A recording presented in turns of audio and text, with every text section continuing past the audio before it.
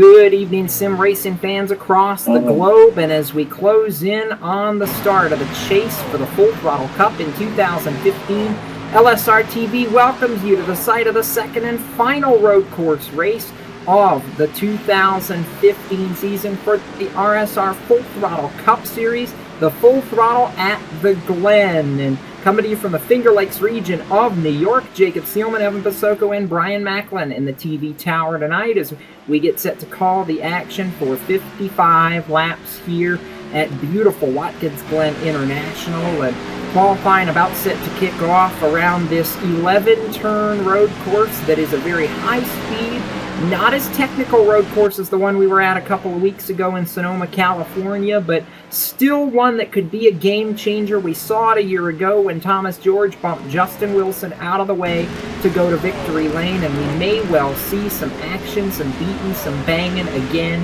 here tonight. Gentlemen, good evening. Evan, I don't know how you topped last year. I mean, we wrecked for the lead going into turn 7 or turn 11, depending on if you want to count the inner loop. But Thomas George comes in as the defending winner, but Boomtown Sim has been on it in everything in the Cup car across the iRacing service over the past about 8 days. And they've pretty well established and have said openly over the past couple of days, anything less than a win tonight is going to be disappointing for that group because they have put a ton of work into this program for this race. Absolutely. That's something that you would expect to hear from a team that has run not only as strong as they have for this entire season, but especially, as you said, the last couple of weeks, and including the last time we were out with the Full Throttle Cup Series race at Indianapolis for picking up a first win for the number 69 team as well. So interesting that we come to this road course race, and it can be one of our wild cards, I guess. You throw it into the mix there with Talladega and Daytona, but you take a look at the provisional qualifying standings 8 minutes in at a 20, and it looks pretty much exactly like something we would see at an oval on any given weekend. So not surprising to an extent, but as well interesting to see how the guy's strong on the oval, still the guy's strong on the road side of things. However, there's so many different factors that are going to be a big present part tonight as far as this race. 55 laps you talked about start to finish in this one. The big thing is, unlike what we've seen in past RSR Full Throttle Cup Series season, is the random caution draws. That's something that we saw in Sonoma, and that's something that may be the dictating factor in the strategy in this race. We talk about strategy, and we saw that at Sonoma with the random cautions falling perfectly for Harrison Weidelitz to pick up the victory in that event. But Brian, how tough are the random cautions going to make it for these teams to dictate their strategy tonight because of the fact that you don't know when they're going to hit? Yeah, typically you would want to run one of these road course races backwards and try to get on pit road as soon as possible. That way you know you're going to be good to go to the end of the race. But with these random cautions, that's going to be really hard to do, because if you time that wrong, if you pit after the caution has come out, there's going to be guys that have already pitted that are going to get the track position, and then you've given everything up. So it's really going to be a very difficult challenge for these drivers here tonight. It's going to be very interesting. As you said, Harrison had the perfect strategy at Sonoma. He got on pit road, and before he even got off pit road, the caution was waving, and he was able to go right back to the lead, and it ended up helping him win the race. So that was certainly a big moment for him. And you're going to see a similar situation tonight where somebody's going to get on pit road, and then the caution's going to come out, and they're going to be in the catbird seat. They're going to end up getting all that track position and be in the lead. And on a road course, track position is the most pivotal moment of the race. You've got to have it. If you're anywhere outside of the top 5 or 6, you don't stand a chance once they go back to green after that second caution. The other thing we've got going tonight is definitely a tribute from a lot of us in the motorsports community, sim racing and real life, because earlier this morning we were awakened to the news that Buddy Baker, the 1980 Daytona 500 champion, a longtime radio and television broadcaster, had passed away after a brief battle with lung cancer. Announced he was taking leave from Sirius XM just at the end of last month. And as such, tonight the 28 machine going to be sporting Buddy's Gray Ghost paint scheme. Ryan Vaughn at the wheel of the Radius Motorsports Chevrolet. And Evan, Buddy was one of those personalities that you just couldn't help but enjoy it because he was a storyteller. He's always been a storyteller, and he's one of those people that, you know, no matter how you hear it, how how he told the story, you always were just drawn into what he had to say. I think I'm going to miss that the most, and definitely looking forward to seeing the Gray Ghost on track one more time here tonight. Yeah, that's definitely one of the things that, allowed you to be able to sit and listen and not lose track of what was going on, being able to stay engaged. And I know Brett and Mercer, all these guys, that 28 car included, but all of these drivers, they did make note of that in tonight's warm-up session. I'm sure that a lot of these drivers obviously have some sort of a tribute on their car, something to that extent. We see this a lot of the time, and we don't really want to have to see it a lot of the time, but especially this past year in sim racing, really paying tribute to things on the real world side, it's always awesome. It's a lot of fun, and we're now about 8 minutes away from the end of qualifying. Let's go ahead and take a look down the Ford full field rundown as it sits right now. David Comstock in the 14 on the pole, just ahead of those two Boomtown cars, Mitch Rollo and Corbin Hemstreet, that run second and third right now, about a tenth and a half off of the time that Comstock was able to put down. Comstock, the only driver in the 1 minute 10 second bracket right now. Jeff Ward's up there. Eric Grundy's the defending champion, is up there.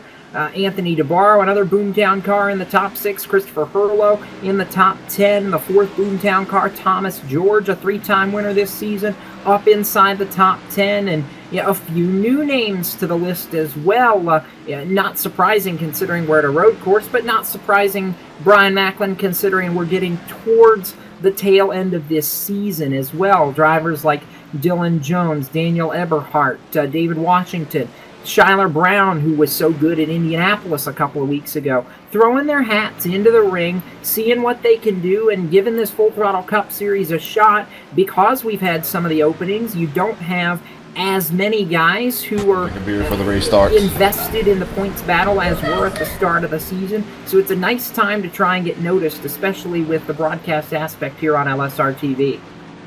Yeah, not only that, and this is a good time to kind of figure out how competitive you're going to be against these guys in the Full Throttle Cup Series. All of these drivers are extremely competitive, and they're always going to be a lot of fun to race against. And to have new guys come in here, this is the right time for them, because they're not going to be able to make the chase, but they can go out there and try to earn the respect of the drivers around them. And I think Shyler Brown did a good job with doing that at Indy. He ran pretty respectfully almost the entire night. I don't recall seeing any issues there, and that's a good thing for him to do here. And if he can get comfortable and find some speed, he could be in the chase next year contending for a championship against these guys. And that's what it's all about. You want to go out there and try to make sure you can be competitive and see if you can get up there and challenge these guys. And I know that David Comstock, he did that last year. He didn't run the whole season. He joined towards the end of the season and earned these guys' respect. And now look at him. He's out there. He's won many, many races, and he's in the chase, and he's got a chance to win this championship. And that's what it's all about. A lot more ahead. Right now, we're going to do a little bit of quick business here on LSR TV. We'll be back for opening ceremonies, the starting lineup, and the green flag here tonight at Watkins Glen International right after this. From Watkins Glen, New York, this is LSR TV, the voice of sim racing.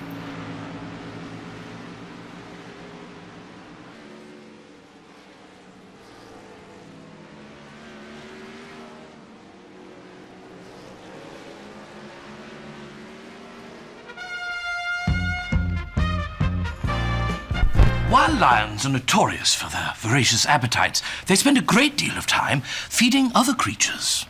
In fact, lions will take great care to ensure there's plenty to go around. As you can see, they keep giving with utter ferocity. Bravo, lions, and bon appetit. Do good, be a lion.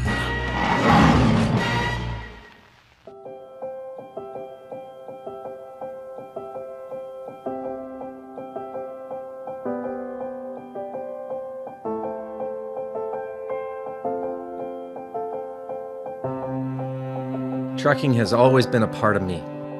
It started years ago when my dad and granddad were hauling vegetables to market in Liverpool. The family immigrated to Canada in the late 60s and settled near Alliston, Ontario. I bought my first truck in 1982 and Mercer Trucking was born. Today, Mercer Trucking has over 50 trucks and terminals in Toronto and Los Angeles. Our storage facilities at both terminals can handle any size of distribution needs throughout North America. We service the continental U.S., including Hawaii and Alaska, We run over 120,000 miles per month in some of the best equipment on the road today. We specialize in less than truckload shipments, show freight, we do rush team service deliveries, and haul your refrigerated or heated product. Our regular team service from Canada to California is second to none, and our staff and drivers are among the best in the business. I'm proud of our people and what they can achieve.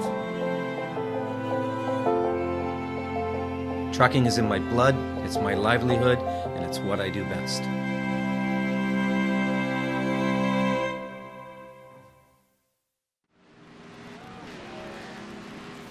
Welcome back to LSRTV, live from Watkins Glen International. Jacob Seelman, Evan Pasoko, Brian Macklin with you on the call for tonight's Full Throttle at the Glen. And as we get set for the second and final road course race of the 2015 RSR Full Throttle Cup Series season, we get set to head down trackside as qualifying getting ready to wrap up.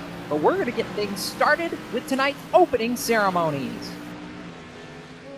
Say, can you see by the dawn's early light what so proudly we hailed at the twilight's last gleaming, whose broad stripes and bright stars through the perilous fight o'er the ramparts we watched were so gallantly streaming, and the rocket's red glare, the bombs bursting in air, gave proof through the night that our flag was still there.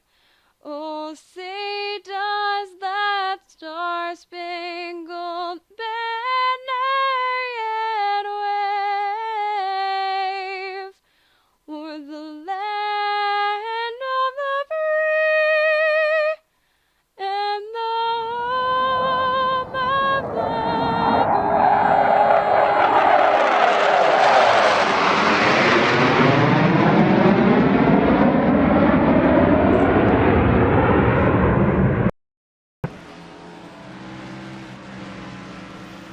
Coming back topside as we conclude the national anthem and get set to kick off tonight's race here at Watkins Glen International. Brian, you've turned laps around this road course before. It's a high-speed road course. It's a tough little road course.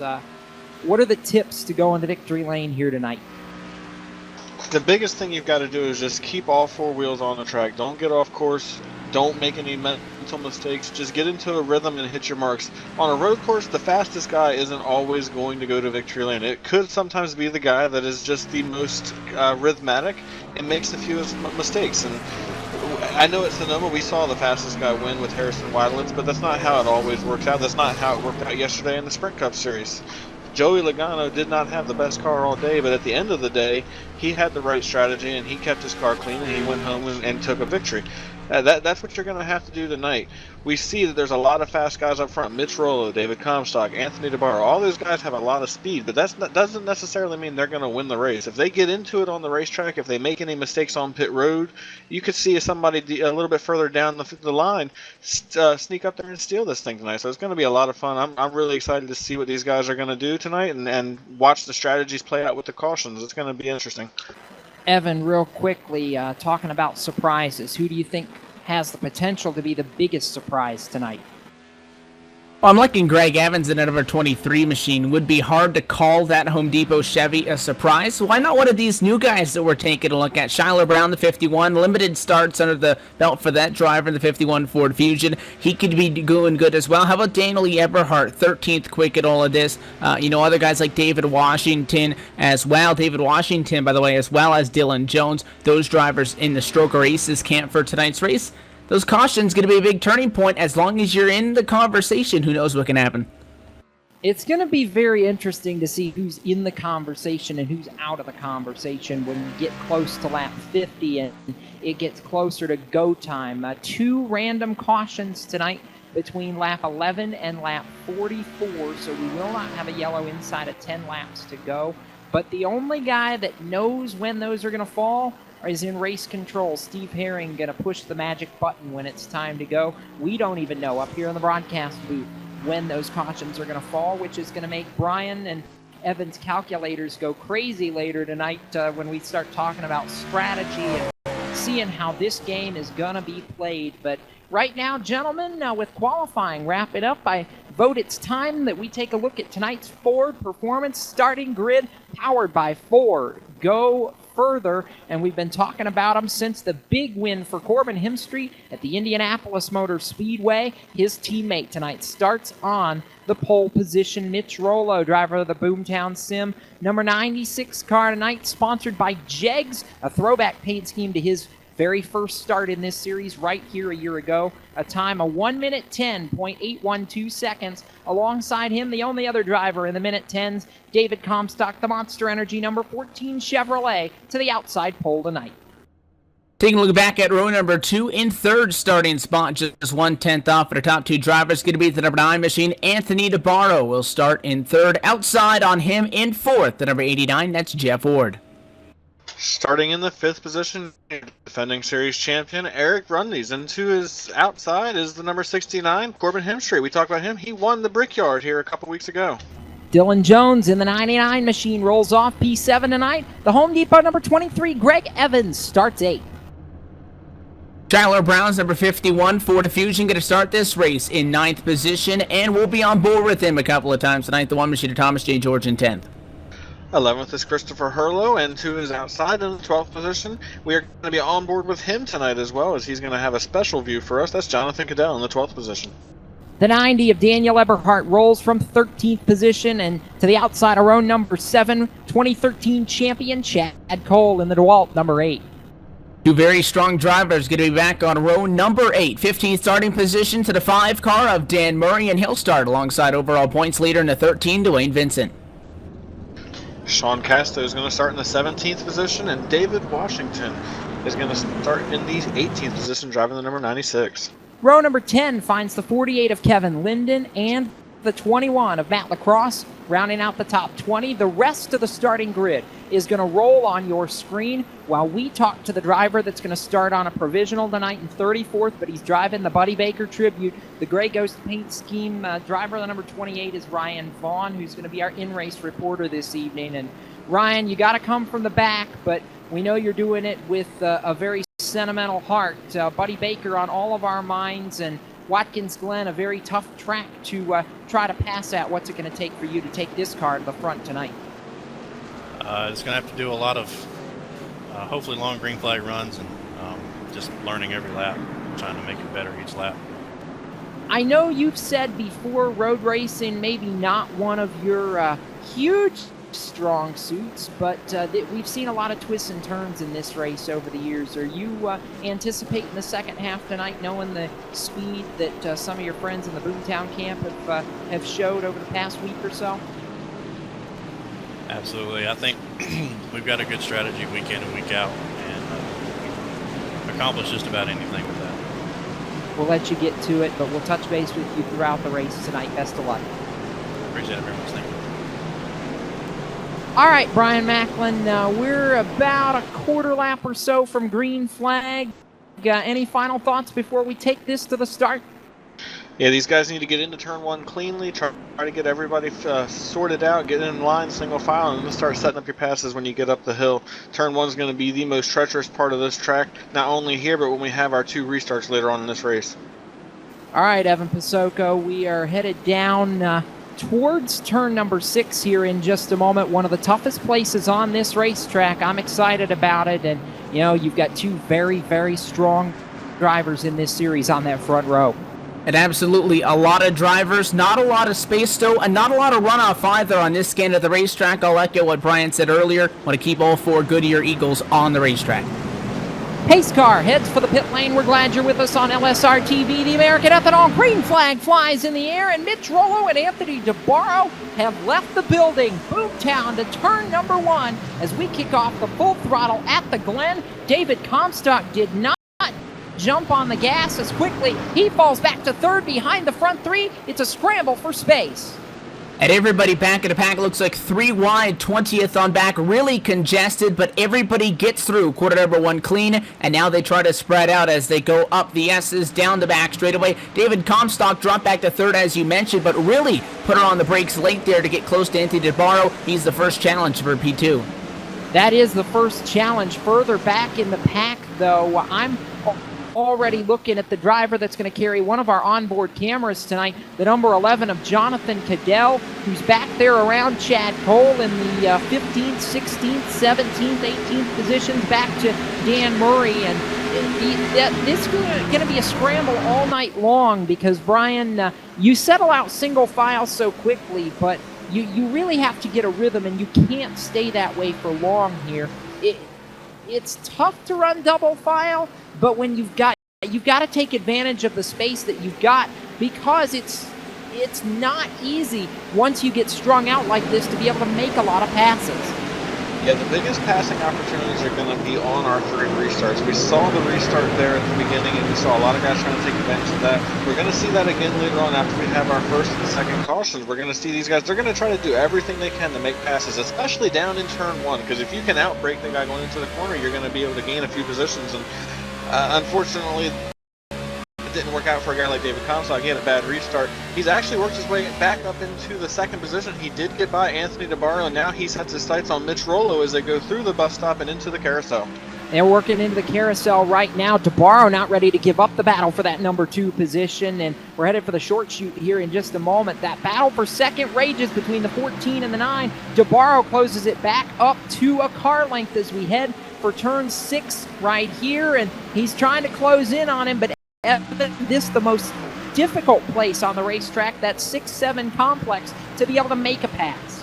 You were talking about comparing this racetrack to Sonoma like we saw earlier. Watkins Glen doesn't have a lot of rhythm sections in comparison to what we saw at Sonoma. You go down to quarter number 1, you get that taken care of, you take the S's, but then things have straightaways. There's a breather. So 6 and 7, really the only back-to-back 2-punch thing that you have on this racetrack, but not necessarily one of the biggest passing zones. Turn 1 could be interesting, but I feel like if you want make up ground, you're going to have to do it in braking, which makes things interesting because it doesn't matter if you get single file out, it's the trouble of getting a gap to somebody that would really make somebody feel safe. It looks like the 14 of David Comstock gained down in corner 1, lost a little bit though up and out of the S's, the gap back to 2 seconds to the bus stop. Yeah, it really is. And that bus stop chicane, Brian, we talk about it all the time. That is the toughest part of this racetrack because you can have calamities strike very quickly there. It's that quick right, left, right complex that breaks the speed down the back straightaway. It was installed in the real-life track about 20 years ago, added here on the service, and it's a very technical portion of this racetrack. You've really got to work the car through it. Otherwise, you either blow through it or you mess the corner up and end up losing a lot of time. Yeah, that's one of the biggest parts of this track where you can make up time or you can lose a ton of time. You're going to see guys all night that are going to get into that corner hot and they're going to try to make up as much time as possible because that's where you can make up a lot of time. But if they miss it by just a hair, they're going to give up more than what they intend to. These guys are going to have to really be patient with that. If you hit the curbing wrong, that can really upset the car too. These cars are not very comfortable when they go across the curbs. I've hit those curves down there a million times when running on this track, and I can tell you 9 times out of 10 it's going to send you in the wrong direction. It could send you out into the sand traps, and that's not where you want to end up here, especially with no cautions to bunch everybody back up, or only 1 or 2 cautions to bunch everybody back up. You really can't afford to have a mistake like that. No, you can't, and that's going to be the biggest thing that we're following all night long, Evan, is mistakes and the lack thereof for different drivers, because mistakes are going to lose you this race. A lack of mistakes can just as easily win you this race. That's going to be the key, especially when we get long past halfway. Yeah, one driver that caught a little bit of the tire packet at a quarter 7, a self-inflicted error, is the number 94 of Eric Brundage. Take a look at that Ford Fusion, running right now in 7th, started in 5th though, got single filed out, no problem. Actually had a really good opening lap of this race. Caught the tire packet coming out to complete lap 1. Lost a lot of time, did get some left side damage. Now he finds himself in quite the predicament on the racetrack because the top 2, top 3 putting a lot of time on everybody else. But you got guys like Jeff Ward, Corbin Hemstreak, Eric Brundys, Greg Evans and company right in there to the middle to the top half of the top 10 in this racetrack. A whole bunch of drivers packed within 1.5, 2 seconds. Not a whole lot of leeway when these guys are battling. Looks like Jeff Ward picking up on a 69 of Corbin Hemstreet that time by. These guys fighting for P5 of the racetrack. Just behind them, you had Eric Brundys and Greg Evans in their own respect fighting as well. So a mistake like that can be the difference for the 94 instead of having a little bit of a gap like a guy like Anthony DeBarro right now, who is a second behind the battle for the lead and is a 1.5 clear behind. One small mistake not only could hurt your car and you'll have to try to get that repaired over the night, but it puts you in a different group of race cars on the racetrack, which will dictate your pace. That it does, and it's going to be something that we're going to be watching all night long. The comers, the goers, and who's able to set the pace and who may not be able to set the pace. The one driver that I'm most impressed with here in the early going is the driver who started 7th but has quietly worked his way up to the number 4 position. Dylan Jones was 12th in practice, improved about a quarter second in qualifying, and now runs 3 seconds off the leaders and is doing a solid job right now. Maybe nothing to write home about just yet, but still a lot of time left to go. And for a driver making his first start in the series this season at Watkins Glen, and I may have to go back at the records, but I think it may well be his first start ever in the series tonight. Doing a really solid job and actually making ground, Brian, on that 9 of Anthony DeBarro. Yeah, he's doing a really good job. He's starting to close in on Anthony DeBarro. He has been running very competitive lap times that would compare to our race leader Mitch Rollo. So if he ever gets the track position, he's going to get up there. Right now, though, he's got to set his sights on that number 9 RCO Boomtown machine, Anthony DeBarro. He's trying to close in on as they go through turn 6 here, heading towards turn 7. This is a big braking zone right here. You can make up a lot of time if you can get on the brakes late and still get the car slowed down. He does a good job getting through there. Now comes up to the start-finish line, still trying to close in. He's going to need a little bit more time to get there. Somebody who may not need much more time to get where he's going is the driver in 2nd, closing in about a quarter second a lap for the lead. That's David Comstock in the Monster Energy Chevrolet. Has cut the gap to about 6 car lengths, 0.6 of a second between he and Mitch Rollo as they run on the track. That 14 team really, really strong right now. He's been all quiet on the radio since the drop of the green flag. Very happy with his race car, and Evan, he has proven it in his search for a 4th win this season. Yeah, we mentioned at the drop of the green flag that he was slow on the grid, did not quite get going, dropped to 3rd immediately, but as soon as they got back down to 1, a gap that was maybe 3 car lengths back to Anthony DeBarro, who at that time had slotted into 2nd, instantly closed down to a car length, if not less than that. So the 14 is being a lot more aggressive on braking than a lot of these other drivers we're seeing on the racetrack. And Mitch Rollo and Anthony DeBarro being teammates, it very well could be kind of on the same driving line as those drivers have probably been practicing with each other, sharing car and setup information, what they feel like is going to be the best approach to this race throughout the week. So we'll have to see if the 14 being aggressive is good in one regard, but longevity in that race car could be a question. Now starting to slowly creep in, guys. You see the 14 right there closing a lot on the 96. It'll hurt him on exit, but at least it's working right now. He'll knock another 0.2 off of that total. It's a 0.6 gap. Working lap number 8 of this full throttle at the Glen here tonight, and still a lot of action ahead. We're getting close to that time when we could start to see the random caution of the event. 55 laps make up the total distance, and we're going to have a lot more green flag action ahead. So we're going to take a quick break here on LSRTV, and when we come back, we'll follow the battle for the lead. Right now, it's Mitch Rollo over David Comstock, Anthony DeBarro, Dylan Jones, Jeff Ward, the rest of the top 5. From Watkins Glen International, this is LSRTV, the voice of sim racing.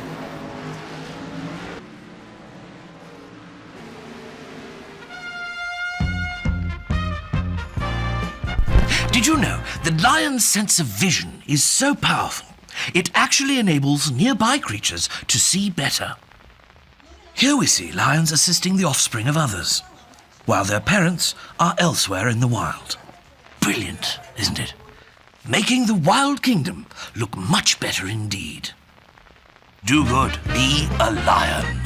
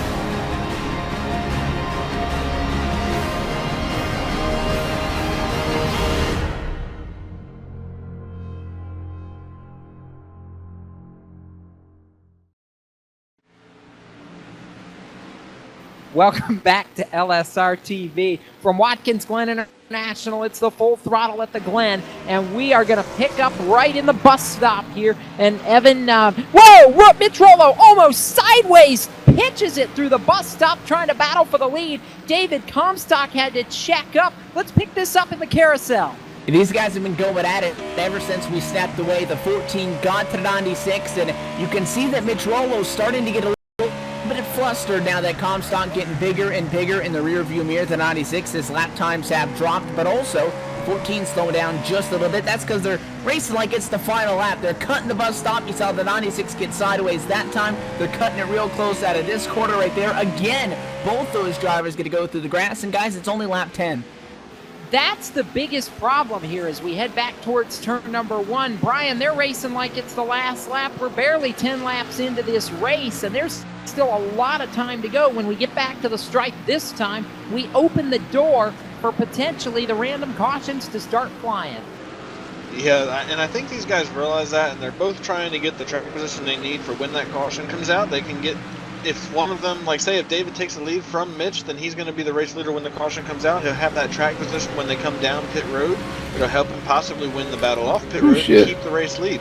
The thing I'm interested in is, if this thing doesn't have a caution before about lap 18 or so, the guys that pit on this first caution can make it to the end on fuel. So it would be very interesting to me to see if they're going to elect to pit on that second caution, if they think having tires is important enough, or if they'd rather have the track position. I'm really interested to see, and it all just depends on when that caution comes out.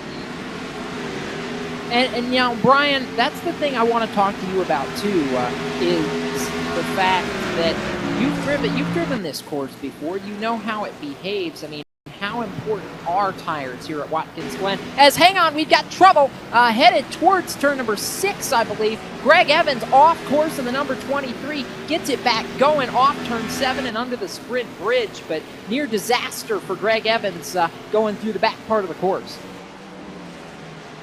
Yeah, that was a very close moment for him right there. He just overshot the corner, and luckily for him, he was able to get the car gathered back up and get it back out on track. And to go back to what you were alluding to with the tires, they are fairly important, but, and as you look at the replay here, you'll see Greg Evans, he had a very, very close call right there.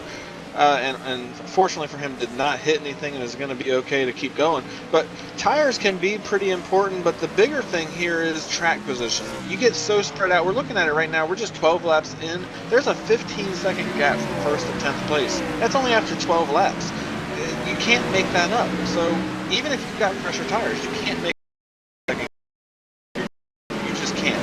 So you really need the track position, and I think for these guys, that's what they're going to try to go for. If I was in the seat tonight, I'd be trying to keep the track position. I'd get on pit road for my one stop, get my fuel, get my tires, and I would stay out there the rest of the race. I would not come back down pit road. It's going to be interesting to see how the strategy plays out. I mean, there are portions of this course, Evan, where you're hitting 170 miles an hour. It's not a technical road course like we see at Sonoma. I mean, this is a very high-speed racetrack. cause for some very high-speed impacts if you get loose or get shunted off the course a little bit. I'm looking back at the X-side machine. Shyler Brown in the 11th position right now. Christopher Hurlow in the 87s just moved into the top 10. But this is a pretty good little battle between Brown and Jonathan Cadell in the 11 machine. The Toyota coming after him, and Cadell wants a spot in the top 10 in that GT Omega machine. One car off track in corner 6. Looks like the 53 of Nicholas Cohan. He'll get back on track. Exact same scene that we saw happen to the 23 just moments ago. But yeah, these guys right here fighting, and just in front of them they have a good fight also, because that one of Thomas J. George is fighting now with Greg Evans as the 23 back on the back bumper of that Chevrolet. He's not letting him get away. Do have a change for position for third. The number 99 of Dylan Jones gets it on Anthony DeBarro just about a lap and a half ago. Made it down into the heavy braking zone of quarter number 1, and those drivers scrapped for a lap or so. There is some right rear damage on the 9. Looks like it may have come from a little bit of rough and tough from race. But you talk about it this race, Jacob, it's not as technical, so they can scrap a little bit more. So albeit you do risk when you're doing that you can really hurt the race car a lot more if you make a mistake. But Mitch Rollo doesn't care about that. We were talking on the commercial, Jacob. You were telling that Mitch Rollo, the only driver in his team now right now that does not have a win on this 2015 campaign. So he wants this. He does not want to give it away. He is so aggressive. We were talking about how you don't want to be using the curbs all that much at a bus stop. He is using those curbs on the 2 left-hand corners on the inside of that bus stop to get that left side of the race car in the air and actually help it turn. And that's one of the biggest parts on the track that he's gaining on the 14. And the gap is back up to 1 second right now as we work through lap number 14 here. Headed down the short chute towards turn number 5 as they run. Comstock trying to close in. Mitch Rollo headed for the tail end of this race course, but headed off turn number 7 right now and back towards the start-finish line. We'll put 14 laps on the board, and that short chute between 5 and 6. Brian, there's our caution flag. I'll come back to what I was going to say in a minute, but yellow as they cross the line for lap number to complete 14 and work lap number 15. Yellow is out, and Brian, I'm not convinced that this is where they need to be to make it on one stop. I just think this is barely outside that fuel window, and if I'm a crew chief, I'm nervous as all right now. Yeah, this puts these guys in a bit of pinch here. They can pit, get their tires and fuel. They won't be able to make it to the end on fuel. I think they're going to be about 2 to 3 laps short, and that's going to be very hard to make or to save that kind of fuel here on the road course. I don't think this is going to play out the way that I was thinking it might, where they get a caution late enough and they would be able to just pit once and then stay out the rest of the race. Now you're pretty much in a window where you're going to have to take 2 stops. The question now might be is, are you going to take fuel only on the second stop, or are you going to sit there and take tires and hope that nobody else does the fuel only strategy? It's still going to make this thing very interesting and could certainly shake the running order up. I did not see anybody that made it on pit road prior to the caution coming out, so we should not see any major changes in the running order once they come down pit road.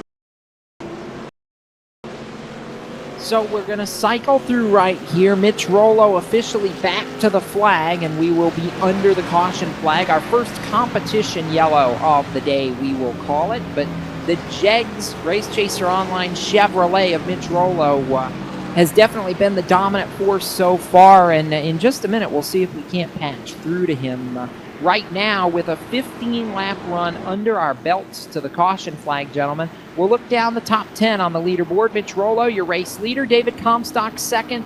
Dylan Jones up 4 to the 3rd position in a strong run so far. Anthony DeBarro rides 4th, and Jeff Ward is 5th. Corbin Hemstreet 6th. Thomas George, the defending race winner, has quietly worked his way to 7th. Greg Evans is 8th. Defending champ Eric Brundy's 9th, and Christopher Hurlow giving Boomtown Sim 4 cars inside the top 10, rounding out that top 10 as we work through the back part of the course, through the bus stop chicane. And Evan, I imagine we're about to see most of everybody on pit road. And with that, 33 drivers of the 35 that started this on the lead lap going to come down for service. One driver had big problems, guys. The 28 of Ryan Vaughn, just before that caution came out, had some sort of a trouble out of the inner loop going from 5 to 6. and that car actually ended up on its lid, and Stuck had to take a virtual tow. The 28 is 3 laps down, and then Paul Fugate in the 45 has retired. Those are the only 2 drivers that aren't going to be coming down with everybody else to get this service completed. Big thing is now, maybe stretching it on fuel from here is out of the question, but now it opens up the door. So we didn't see it on this first cycle, but what do you do here? Does somebody take 2 tires, try to gain some track position, try to guesstimate when that second one is? One door closes, another one opens as far as this pit strategy. Let's see. And we will see right now as they work off turn number 7 and towards the sprint bridge. But you're going to see, I think, everybody down pit road right here, led by race leader Mitch Rollo. It's a backwards pit road, unlike any other track on the circuit, and Rollo going to be headed towards his pit stall first. Evan, that's right down in front of your view. And a 14 is right on the back bumper as Mitch Rollo comes in for his service tonight, all the way down to the number 1 pit stall. Going to give him an advantage on corner exit here. He'll come into a stall, team going over to the left side first. Again, inverted pit stalls here. Left side tires going up, Sunoco race fuel into that Jag Chevrolet. Going to be a 4-tire stop. Meanwhile, the 14 behind him having a good run as well. The race on pit road going to go in favor of Mitch Rollo, and nobody going to challenge these guys up at the front of the field. The 9 of Anthony DeBarro going to jump a spot. Dylan Jones as well. Sean Casto, the lone driver that's going to stay out in all of this, but no 2-tire strategy for the front runners on the pit lane. And I'm not surprised at that at all. Really quickly, I want to see if we can patch through to Mitch Rollo, pull him on the radio for a brief moment, because he's been the dominant force in the early goings of this race, and looking forward to hearing what he has to say, because it's going to be a whole lot of fun. Let's see if we can't grab him. Mitch Rollo, Jacob Seelman in the LSRTV broadcast booth. Look at you up front, 16 laps in, and this has not been surprising. You've been dominant in this car at Watkins Glen over the past week or so on the service. I mean, how comfortable is that Jeg Chevrolet for you so far in this going? Car's a little bit loose on exit and a little bit tight in the centers, but it's not too bad other than that. I was feeling pretty confident coming into it. I knew I had some decent speed, and the Jag Chevy is hooked up good tonight. All right, there was one point where David got right down on your back bumper, and I thought you were maybe a little bit nervous, but you were able to gap him back by about 2 seconds before the caution flag came. For what you guys were looking for tonight, or was it a little bit of ill timing? Yeah, I mean, I think it's pretty good. I think he hasn't shown his full cards yet. I think he's got a little more in the tank, but man, this thing's hooked. I hope I can pull off my first win tonight, and pretty sweet if I could. I love this track. I love this car, and I hope I can pull it off. We'll let you get back to it, but good to see you up front, and we'll wish you the best of luck going for the rest of this race. Thank you, Jacob. All right, so he didn't necessarily answer. He was kind of coy with that, Brian. Didn't necessarily answer whether the caution flag was where he needed it to be or not, but you're still of the opinion that this doesn't necessarily play out the best for these guys. Well, I'm not sure, because they extended the caution a lap so that these guys could get all lined up and sorted out the way they needed to, and now if they saved fuel under this caution, they possibly could make it, especially considering we're going to have at least 2 more caution laps later on in the race. So now I'm kind of a little confused. I'm going to have to crunch some numbers here. I don't know. This is going to be interesting, and I feel like Jared Como is wanting us to stay green. He put up in the chat that he's asking for it to stay green the rest of the way. We know it's not going to, but that kind of hints to me that he thinks he can make it to the end on fuel if he saved enough. And Jared, of course, the crew chief on top of the box for the 4 Boomtown Sim crews. But, looking at this, we do have our first lead change of the night, too. Just took place at lap 17. Sean Casto and Dan Murray, Evan, the 2 cars that stay out under this caution flag. So the 52 and the 5 will lead the field back to green with what looks to be going to be 18 of 55 complete tonight. And the big change that we're going to see here is that that's 2 very different tails of the tape for those guys that stay out. The 52 of Sean Casto started 17th, and Dan Murray started in 15th. So they were in the same part of the racetrack on the start. Sean Casto has right side damage, and he has no tires. However, Dan Murray, Advocate Camry, did come down pit road, guys, just before that caution flag, and it was about mid-pack, and he came in the lap of that yellow actually flying, so we didn't see any changes on our scoring at the start-finish line. The pace car pulled out, but the 5 is on 4 fresh Goodyear Eagles, and up to second, now 13 spots at a positive. Single file restarts as well for these two. Oh boy. So Dan Murray may have hit the strategy perfectly to get himself up with front runners. The question is going to be, will he be able to hold that track position the rest of the way? We're about to find out as the leaders work to turn number 7 underneath the sprint bridge, and we're ready to go back under green flag condition. This restart presented by American Ethanol, American-made, Mitch Rollo and Dan Murray trying to give chase. They head down to turn number 1, and Murray all over the back bumper of Casto for the race lead. And he knows that he's got to get around that 52 because that car up front not going to be as quick as he is, that he knows that he needs to get a gap out of Mitch Rollo as soon as he can. He threw that smart Toyota to the inside, didn't work, now sideways, and spinner in the corner. Big contact now for Dan Murray. And he, oh boy, that asterisk for the 5 machine. I think it was Dylan Jones that got into him.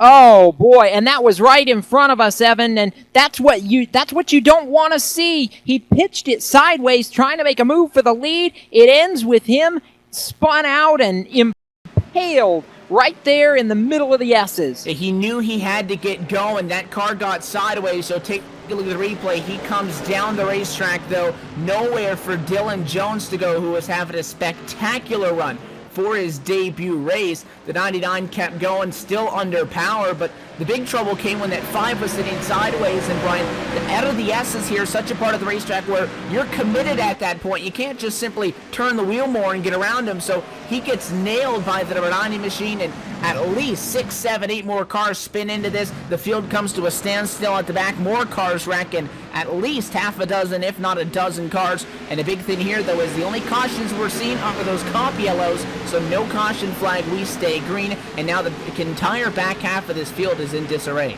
It really is. You saw Daniel Eberhardt, David Washington, Matt Lacrosse, Rich Jett, Nick Silver, John Abbott among the cars that were collected in this, Brian Harvey, Doug Roth, and oh boy, absolute chaos right here at the back of the field. Dan Murray got the worst of it. He's already taken that car right to the garage area, but that could be construed as a huge break for Mitch Rollo, taking the lead back away from Sean Casto. And one thing that kind of gets overlooked in these road races is, again, you can still rack out. We talk about incidents, might be 1 or 2 cars. Watkins Glen, I said there's not a whole lot of runoff space. That's not just in asphalt paving out of corners, but as well, that part of the racetrack was extremely tight as well. Very, very tight in the middle of quarters number 5 and 6, where we saw earlier in this race the 28 car actually end up topside down on track. So very close quarters racing, and again, it's not as technical of a racetrack, so these guys are trying to muscle it, and that's exactly what you see. So Mitch Rollo catches a break, and the fact that he goes to the top spot, but it might not be for long. The battle resumes right where we left off. It's Comstock trailing.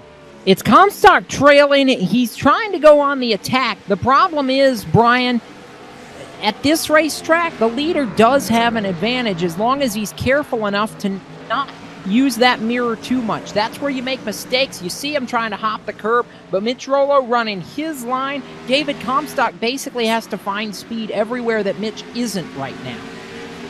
Yeah, and while that's the case now, when we get down to the end of this race, if they're still this close to one another, I do expect that David Comstock may try to use that bumper and try to scoot Mitch out of the way. I don't think he'll wreck him, but I definitely think we might see him try to just lay the bumper to him, make him miss the corner, and push him out of the way. A classic bump and run that we are so commonly familiar to calling it here in NASCAR, and I think that's what he would do. He's in the chase, he has nothing to lose, so all he's here to do is try to win this race, and if he has the opportunity, I think you'll see it. And right now, these guys are having an incredible battle. He is right there on the back bumper of Mitch Rollo, just waiting for Mitch to make a mistake. If he does, he's going to jump on it, and he will capitalize on a mistake that gets made now. Let's talk about the guy who got a humongous break from Dan Murray's crash and Subsequent wadding up of the field, Thomas George in the 1 machine elevates all the way to the podium right now. He's only 1.8 seconds back of the leaders, and all of a sudden the Snap-on Chevrolet Evan is in contention. He's working through the bus stop, headed for the carousel.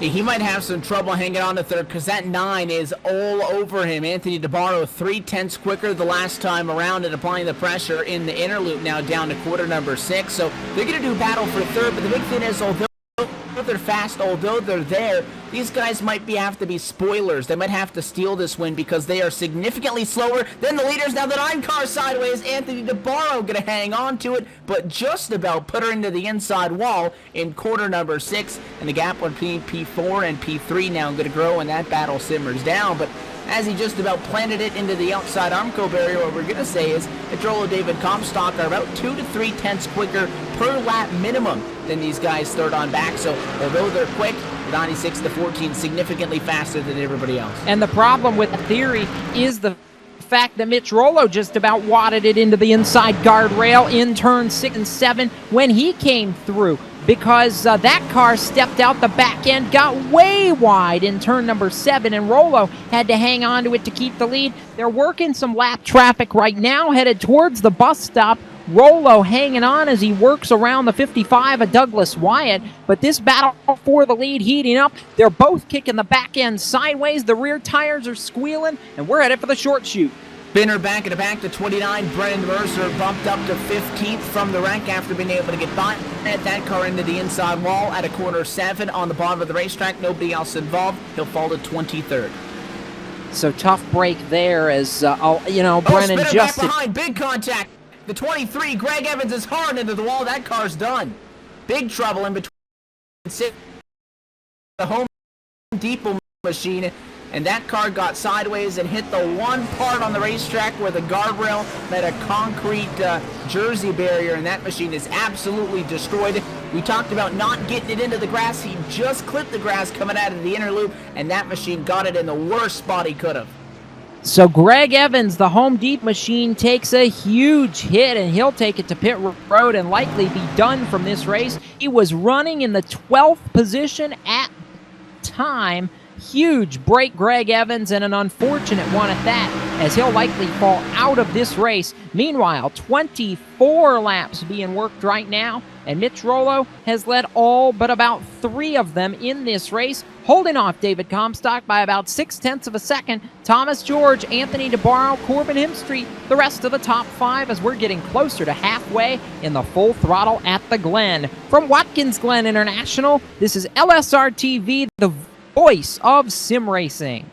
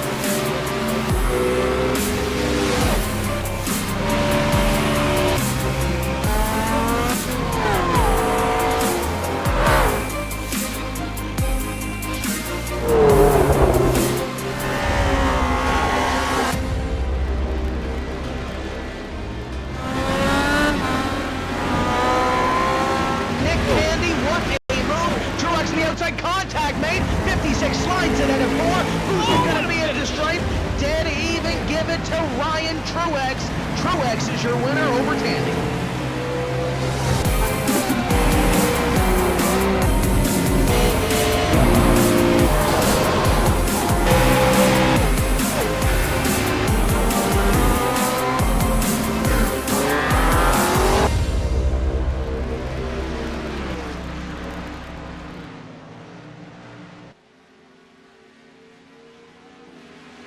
Welcome back to LSRTV, continuing through the Full Throttle at the Glen for the RSR Full Throttle Cup Series, and we are right about at the halfway point of this race. We'll start lap 28, the halfway lap, this time by the stripe, and we continue to keep an eye on a thrilling battle for the lead that's never been separated by more than about 6 car lengths the entire race. Mitch Rollo versus David Comstock. Jacob Seelman, Brian Macklin, Evan Pasoko here in the Inside Sim Racing Broadcast Tower, and our coverage on LSR TV tonight presented in part by Race Chaser Online. Today's racing news, yesterday's racing history, tomorrow's racing stars. For more information, real and virtual, on motorsports across the globe, including the RSR Full Throttle Cup Series, visit racechaseronline.com every day for up-to-the-minute news, views, audio, and multimedia from around the motorsports world. 2 wheels and 4, dirt and pavement, and anything you can think of. Race Chaser Online, the leading source for motorsports news across the web. Right now, these leaders working down towards the 5, 6, 7 complex, and Evan, this battle has just not given up. Mitch Rollo, David Comstock are scooting away from the field. They're still better than everybody else. They're coming onto the sprint bridge. We're halfway this time by. Let's take a look at the first full field rundown.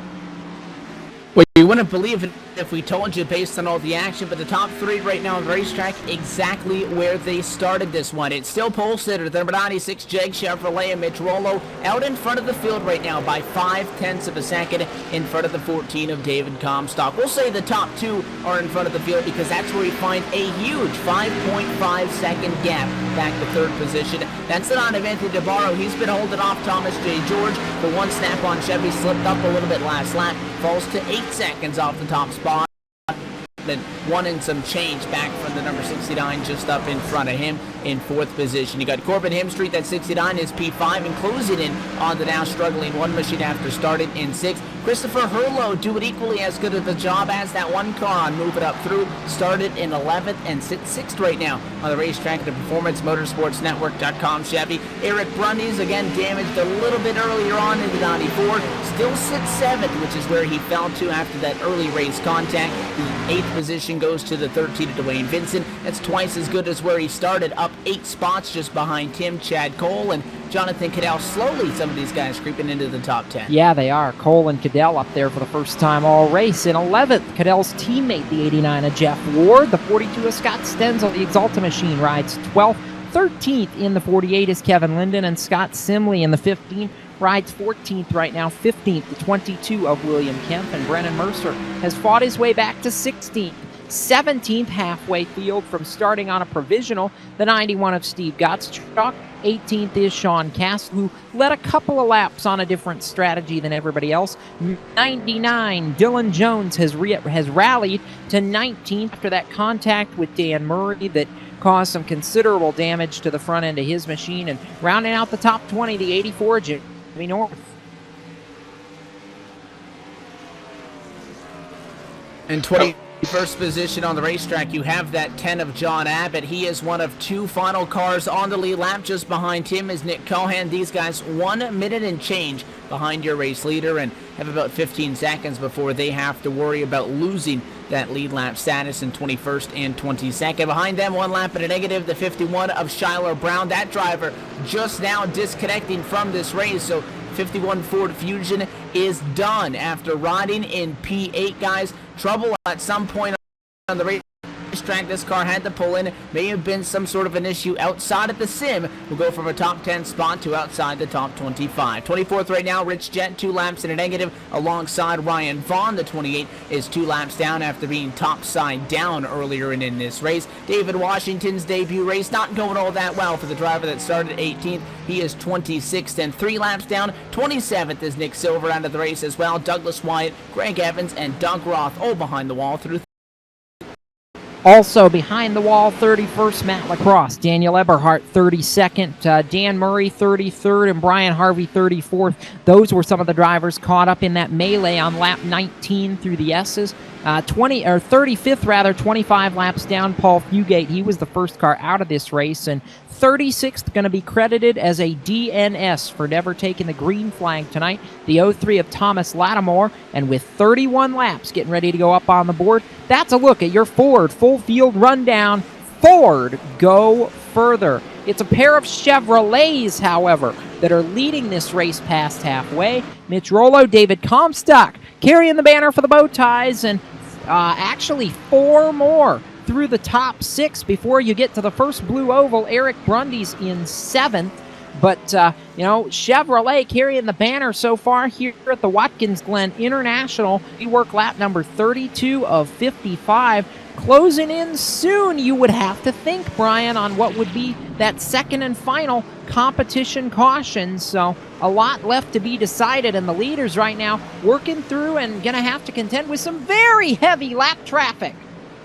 Yeah, these guys have got about 5 cars here. They're going to have to work through here as we see the 98's going to, or I'm sorry, the 99's going to pull over. Jimmy North and the 84 is going to give way to these guys. So a lot of respect being shown by these competitors to let the leaders through cleanly. They have a couple more to get through here, but that allowed David Comstock to close right back up on the rear bumper of Mitch Rollo. He was about a half a second behind, and now he's less than a car length there. He is right on the back bumper of the 96 of Mitch Rollo, and if Mitch gets caught up by another one of these lap cars, I fully expect to see David Comstock try to pounce here. It's going to be interesting. They got a couple more to get by. David actually had to check up, prevent from getting in the back bumper. Abbott headed for the S's. Rollo and Comstock both able to charge on through, but Comstock is there through the S's. They're headed for the back straightaway. And a 14 trailing that line. This is where he has been a little bit slower in this back half of the racetrack on his battle to try to get up there and get by the 96. A car length, throws it in. Does he go to the inside? Probably not the smartest place to do it. He'll hold off for the moment, but the 96 has been able to kind of forget about that machine behind him, Jacob. Although it's been close, a couple of car lengths, very more difficult to not look into that rear view mirror. When you start to feel somebody literally tap it on the back of that race car, that's what he's going to start to feel right now. The 53 going to go to the outside. Nicholas Cohan going to get out of the way and give that inside to your race leader. The 14, though, going to get held up. That's going to cost them some time. That is going to be a break for Mitch Rollo, with Comstock not able to immediately get by, and Comstock gave him a shot through turn number 7. He was showing his displeasure, not impressed at all by the move that 53 threw to slide in between himself and the 96 of Mitch Rollo, and that more than doubles the gap that Mitch Rollo had. It's up to 0.6 of a second as we head through one and up towards the S's. And I wouldn't expect that gap to stay at 0.6. The 14's been doing a really good job of getting into the 96, but we all know that passing somebody, especially at Watkins Glen International, very different than catching somebody. But again, this first part of the racetrack, the 96 machine, a little bit quicker, and now we're going to start to see these guys start to gamble. 10 laps left in the window for the second caution, and the driver starting to come down. Anthony DeBarro, 4 freshman-year Eagles on pit road, along with, I believe, his teammate, Corbin Hemstreet still on the racetrack, but DeBarro going to be the first of those off of the pit lane. I'll double check on the car that was right there with him in just a moment, but he's going to be the first to hope that this caution flag comes out in relatively short order and he can make up some time, maybe steal a win here tonight at the Glen. Well, now you have to take a look. Does that mean that a 96 is going to be coming down? No, that Jegs machine is going to end up on a completely different strategy because of where he's running. A lot of the time, even at the oval racetracks we'll go to, outside of these plate races, intermediate tracks, you'll see these teams come down pit road together. Mitch Rollo, because he's leading, not going to be coming down pit road with all of his teammates. He's staying out, which could be interesting depending on the caution flag. Could come in 1 lap, could come in 9 laps. That would be very different for the strategy. Still a lot of unknown, but this time, unlike the first time around, a lot of these guys trying to take a gamble because they know could be one of the only shots they got. And I believe another driver that's just made his way to pit road is the 94 of Eric Brundy's, who the defending champion, and we're going to check in on the 94 machine. Yes, indeed, he is on pit road for 4 tires and a full tank of Sunoco virtual race fuel. That Ford Fusion going to be down and away as we continue to watch the battle for the lead. 9 laps remain before the second and final competition yellow. And the question has to be now, Brian, do you gamble and maybe if you're the leaders not pit under this second caution flag? No, the answer is no.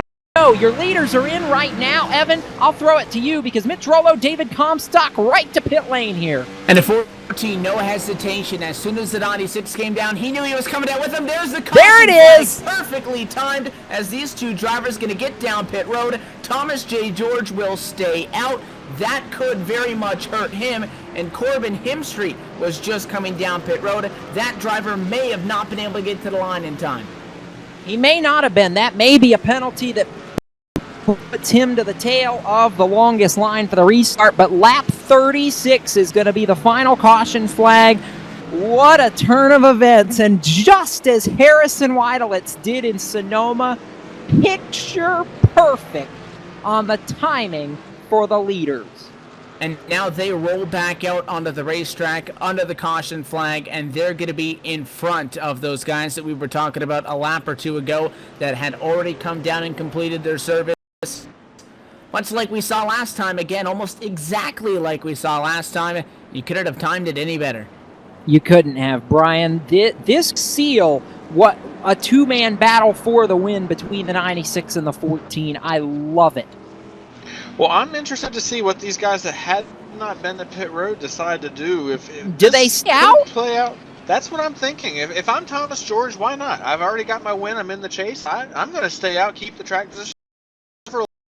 These guys behind me stay out with me. There were several guys that have not been to pit road yet. We've got Christopher Hurlow, who I believe has not been on pit road. Correct me if I'm wrong. No, there. he's not. Also, John Abbott. Okay, yeah. So you got John Abbott, Chad Cole, Dwayne Vincent, Jonathan Cadell. There are so many guys here that have not been on pit road yet. If they stay out, this is going to ruin the chances for David Comstock and Mitch Rollo because there's no way they're going to pass that many guys. So yeah, if I'm Thomas George, I'm staying on the racetrack. Well, the big thing we can when we talk about this pit strategy on oval tracks, a lot of the time late in the race, the guys that stay out, they can bank on maybe riding a couple of yellows to the end. This is going to be the final time these drivers are behind this pace car in this race. So all eyes going to go look to the front, and these drivers coming down pit road. The one machine as well. Looks like everybody going to be coming down pit road, at the exclusion of a lap machine trying to get some laps back. The question is, Mitch Rollo, does he end in the top spot? And it looks like he will be. So everybody not going to take the gamble. They'll come down. May still take some 2, some take 4, but nonetheless a perfectly timed pit stop, and the lack of maybe a group effort with everybody else is going to have everybody else back out there. Yeah, I'm following up on the 14 machine here. He is at the back right now. He's not up there behind Mitch Rollo. He actually stopped going down the long straightaway and fell way behind him. I'm not really sure what's going on here. I saw him make a move like he was heading towards pit road, and then he stopped right at the tire barrel, or the wheel barrels, water barrels, I'll get it right. And now he's back there behind Thomas George, so I'm not really sure what's going on here. I'm going to have to follow up on that. Big news from the pit lane, just reported from race control. Evan, this is literally going to change everything. David Comstock speeding on entry to pit road. That is a mistake that you cannot make and hope to win this race. And that could be partly because of some hesitation. He may have thought of staying out. He jumped in behind that car in front of him and wasn't committed going into 7. Get a little bit too hot in. We saw that driver. He stopped on the back straightaway right now. He allowed a lot of cars go by. We were trying to see if even maybe he got missed at the cutoff line for the caution flag coming out. He was good in, good out, but it is going to be that speeding in that is going to drop that Monster Energy Chevy way back in this field. And I was talking about how the 96 and the 14 were so close in speed and so far ahead of everybody else. Does this hand this one to Mitch Rollo?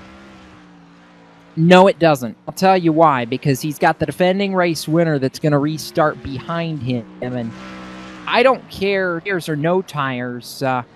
Thomas George is going to be in the mix, and actually check that when scoring updates. I think he did come down pit road, but I'll change my tune here. It's going to put his teammate in the 9, Anthony DeBarro, right there with him. And Evan, if you don't think DeBarro's not going to fight Mitch for this win, you're crazy, because even though Anthony knows Mitch needs a victory, he still wants a second win insurance for the chase. He's not just going to roll over and hand it to him, but if it gets to a point where you know that Mitch has the faster car, then sure, at that point, it's going to be enough. Thomas George actually cycling back through to 5th on the racetrack right now, and we're going to cycle Corbin Hemstreet through to the tail of the line with David Comstock. He's going to be about 16th, so it just didn't quite work for him as far as the way the field cycled back out. But this is huge. Boomtown 1, 2, and 6 right now. I know Thomas is 5th, but I'm not ready to write him off just yet. We know how aggressive he is, especially in the final laps of this race.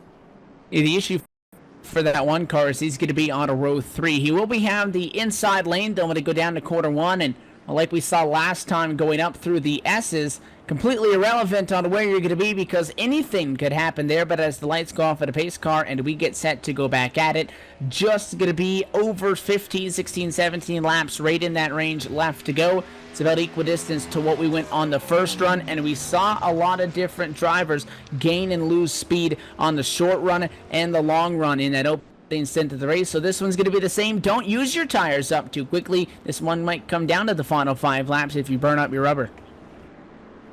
All right, so what you've got now is Boomtown 1, 2. Eric D's in 3rd. Sean Casto 4th. Thomas George rounding out the top 5. This is going to be a very fun restart, I have a feeling. It's going to be interesting to see how this Jag Chevrolet handles the restart with a teammate behind him and with a champion in 3rd that has absolutely nothing to lose. There's a lot to settle it out. Brian, this is going to be fun. I'm very intrigued by this as we head through the short chute and get ready to head for turn number 6 here. Oh boy. Yeah, this is going to be an exciting 15, 16 laps here as Mitch Rollo has put himself in a really good position, and with David Comstock not breathing down his neck, we've seen he's had the best car all night. He just needs to hit this mark for the last run of this race. Headed for turn number 7. Under the sprint bridge, the iRacing Ford First Mustang Pace is going to head for the pit lane, and for the second time today, this restart presented by American Ethanol. If it's good enough for NASCAR, it's good enough for your car. American made, American grown. Powering NASCAR just like it's powering the RCO Boomtown Sim cars away from the field. They lead it 1-2. Mitch Rollo over Anthony DeBarro up through the S's. And you know that those guys were communicated on that restart because they left Eric Brundy's. Like we saw the 14 machine get left, dropping a first green flag. However, Brundy's close in a little bit down to quarter 1 up the S's. The advantage goes back to the RCO Boomtown cars. And now into that bus stop, it's Mitch Rollo over Anthony DeBarro by 2 car lengths, already trying to pull some ground as they battle for what could be the race lead. And really, that good restart got them crucial seconds over guys like Thomas J. George, who are 1+ seconds away. How about the battle for 4th that Thomas just away? George in the number 1, snap-on Chevrolet around Sean Casto. Christopher Hurlo's going to be the next one to try to get around the number 52 Chevrolet.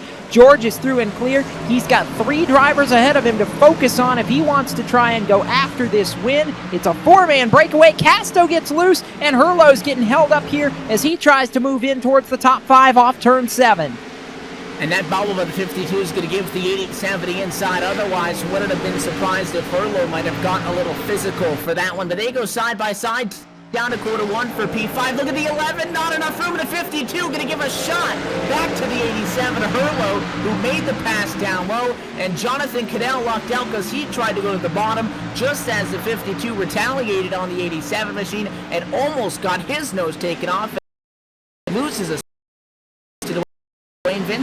I was going to say, he didn't luck out. He lost a position. Vincent coming through in the One-Up Motorsports Roll Speed Dynamics Ford, and Vincent takes over the 7th position. It's getting physical back here in the back half of the top end as they work through the bus stop, Brian, and you got guys like Jeff Ward, Chad Cole. They're all back there, and you've got the 52 that I believe may be on a little bit older tires than everybody else as well. Yeah, this is a really interesting battle here. They're all trying to get around that slower machine of Sean Castro. Sean Castro doing a good job managing his position in the top 5. If he can hang on here, this would be a great run for him. He certainly needs that. But Dwayne Vincent, he is still looking for that first win of the season, sitting back there in around the 6th position. It looks like he's actually going to make the move on Sean Castro as they go through turn 7. He took a very daring move to the inside. Sean Castro is going to get the run down the straightaway. It doesn't look like he's going to be able to clear him, so Dwayne Vincent's going to have the advantage as they go off into turn 1. He's going to bring Jonathan Caddell with him, possibly Jeff Ward as well. As they come out of turn 1, they're 3 wide going up to the end. Castro ran it way wide. They're still almost 3 wide as Jeff Ward tried to take. Caddell is through for the 8th position now as Castro getting shuffled like a pinball. Chad Cole's back there. Jeff Ward is back there. This is a mess from about 7th through 10th. Meanwhile, at the front of the field, big trouble! Jeff Ward into the guardrail, right at the back straightaway, the entrance to the bus stop, the 89, and Jeff Ward, heavy contact with drivers left on the guardrail. Well, the 8 was there, and I don't know if he meant to push him out of the way or let him know he was there, but that contact turned the 89, who Ryan was probably under braking at that point, and that sent that car to the outside guardrail. He hit the opening in it, which bumped him back out onto the racetrack, and then Chad Cole got pushed into him by the 52 machine, and Cole apologized over the radio, but just the case of a car maybe getting into the back under braking, because the 8 machine apologized immediately, and that's a big incident inside the top 10. It's a big incident. You'll take a look at the replay right here. Tough break, and that's one of those moments where, Brian, that's just a tough spot on the racetrack. There's not a whole lot you can do in that scenario. No, what was going on there is Jeff Ward was running defensive. He was trying to pass Sean Castro, but he was also trying not to open the door for Chad Cole to try to outbrake him going off into the bus stop. And unfortunately, when he got on the brakes, Chad Cole just wasn't ready for it, and they made contact, and a heavy contact. That's one of the hardest hits I've seen at this track in a while. That guardrail on the left side of that car. It's amazing that he was able to drive that car away. I'm interested to see if he's going to have a meatball. It does look like he's on pit road, which means he's going to have required repairs before he can go back out on the racing surface. Just a huge wreck. Fortunately for him, he's got the win. He's still in the chase, so not too much to worry about, but very frustrating way to end this race.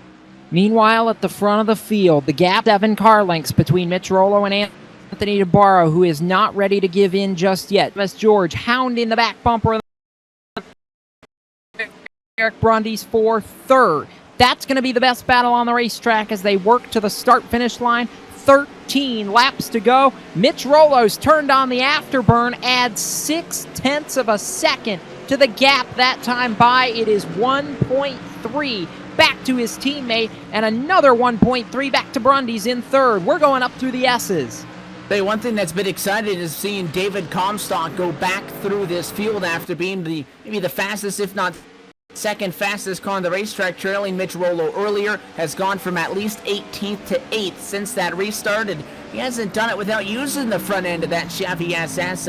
Moved at least William Kempf out of the way, put a good move on Scott Stenzel into the bus stop. He's trying, although he's 10 spots at a positive. The bad news is he's 13 seconds back, but doing what he can. The next car he'd catch would be Jonathan Caddell. That's a 5-second differential and no easy task with 12 laps to go this next time by, but Comstock again with a win already good to go, but trying to salvage what he can after luck went for the worst for him, much like we saw the 83 as well. A lot of guys that ran up front dropping back. Look at the front right now, with the exclusion of the top 3, who all started with inside the top 5. You got guys like Thomas George, Christopher Hurlow, Dwayne Vincent, Jonathan at that 10th position, but with exception of David Comstock, who's now worked his way back up to 8th, everybody from 4th through 10th started 10th or worse in this race, and Scott Stenzel in the Exalta number 42 machine started 26th, and he's up to 10th. So, ditto for William Kempf, 28th to 11th in the closing stages of this one. Even Steve Gottschalk, 35th to 17th, a great night for some of these guys coming through the field.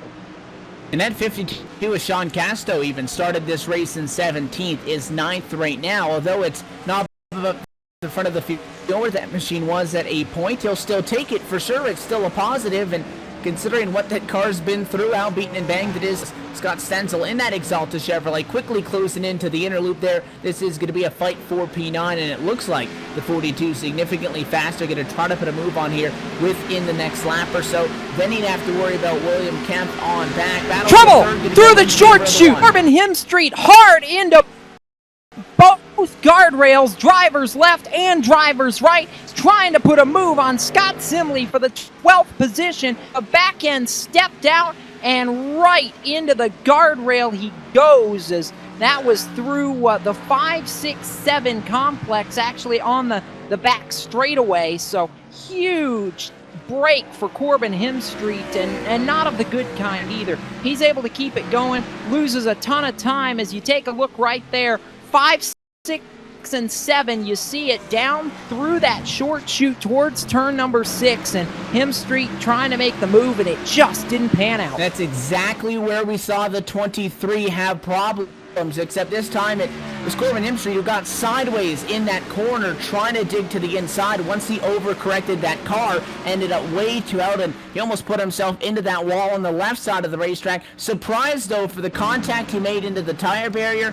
how good that car is looking, although it is going to drop him back to 16th. Could have been a lot worse. Could have been almost junked like we saw at the 23. Somehow, though, that Chevy SS of Corbin Hemstreet doesn't look like it even got a scratch on it. Which is surprising, because he socked both guardrails before he could keep it going, and that was a battle for the 12th position. He's got to be smiling, Brian, though, knowing that his 3 teammates are 1st, 2nd, and 5th on the racetrack right now. Yeah, I actually listened to the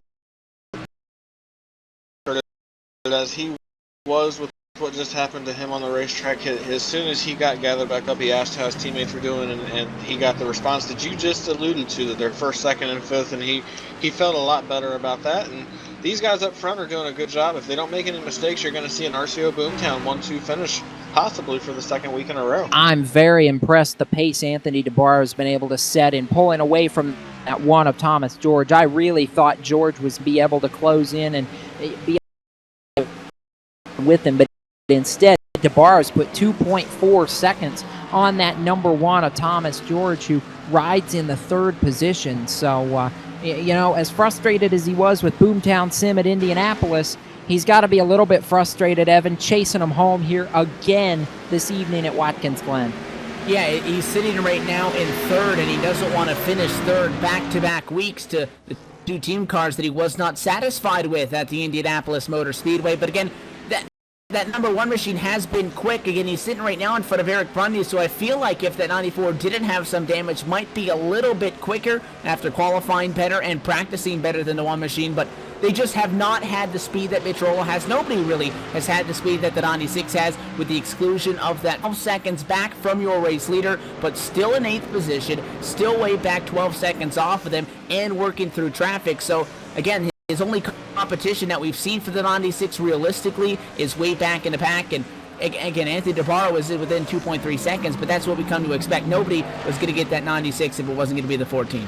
And Comstock still sitting at 8th, closing down on Jonathan Cadell. That may be a battle for the 7th position before the end of this race, and actually maybe a battle for the top 6, because you've got 6th, 7th, and 8th right there in the screen. Let's pick this up now. Dwayne Vincent, 11 of Cadell, and the 14 of Comstock. Let's pick it up, headed towards turn number 6 right now.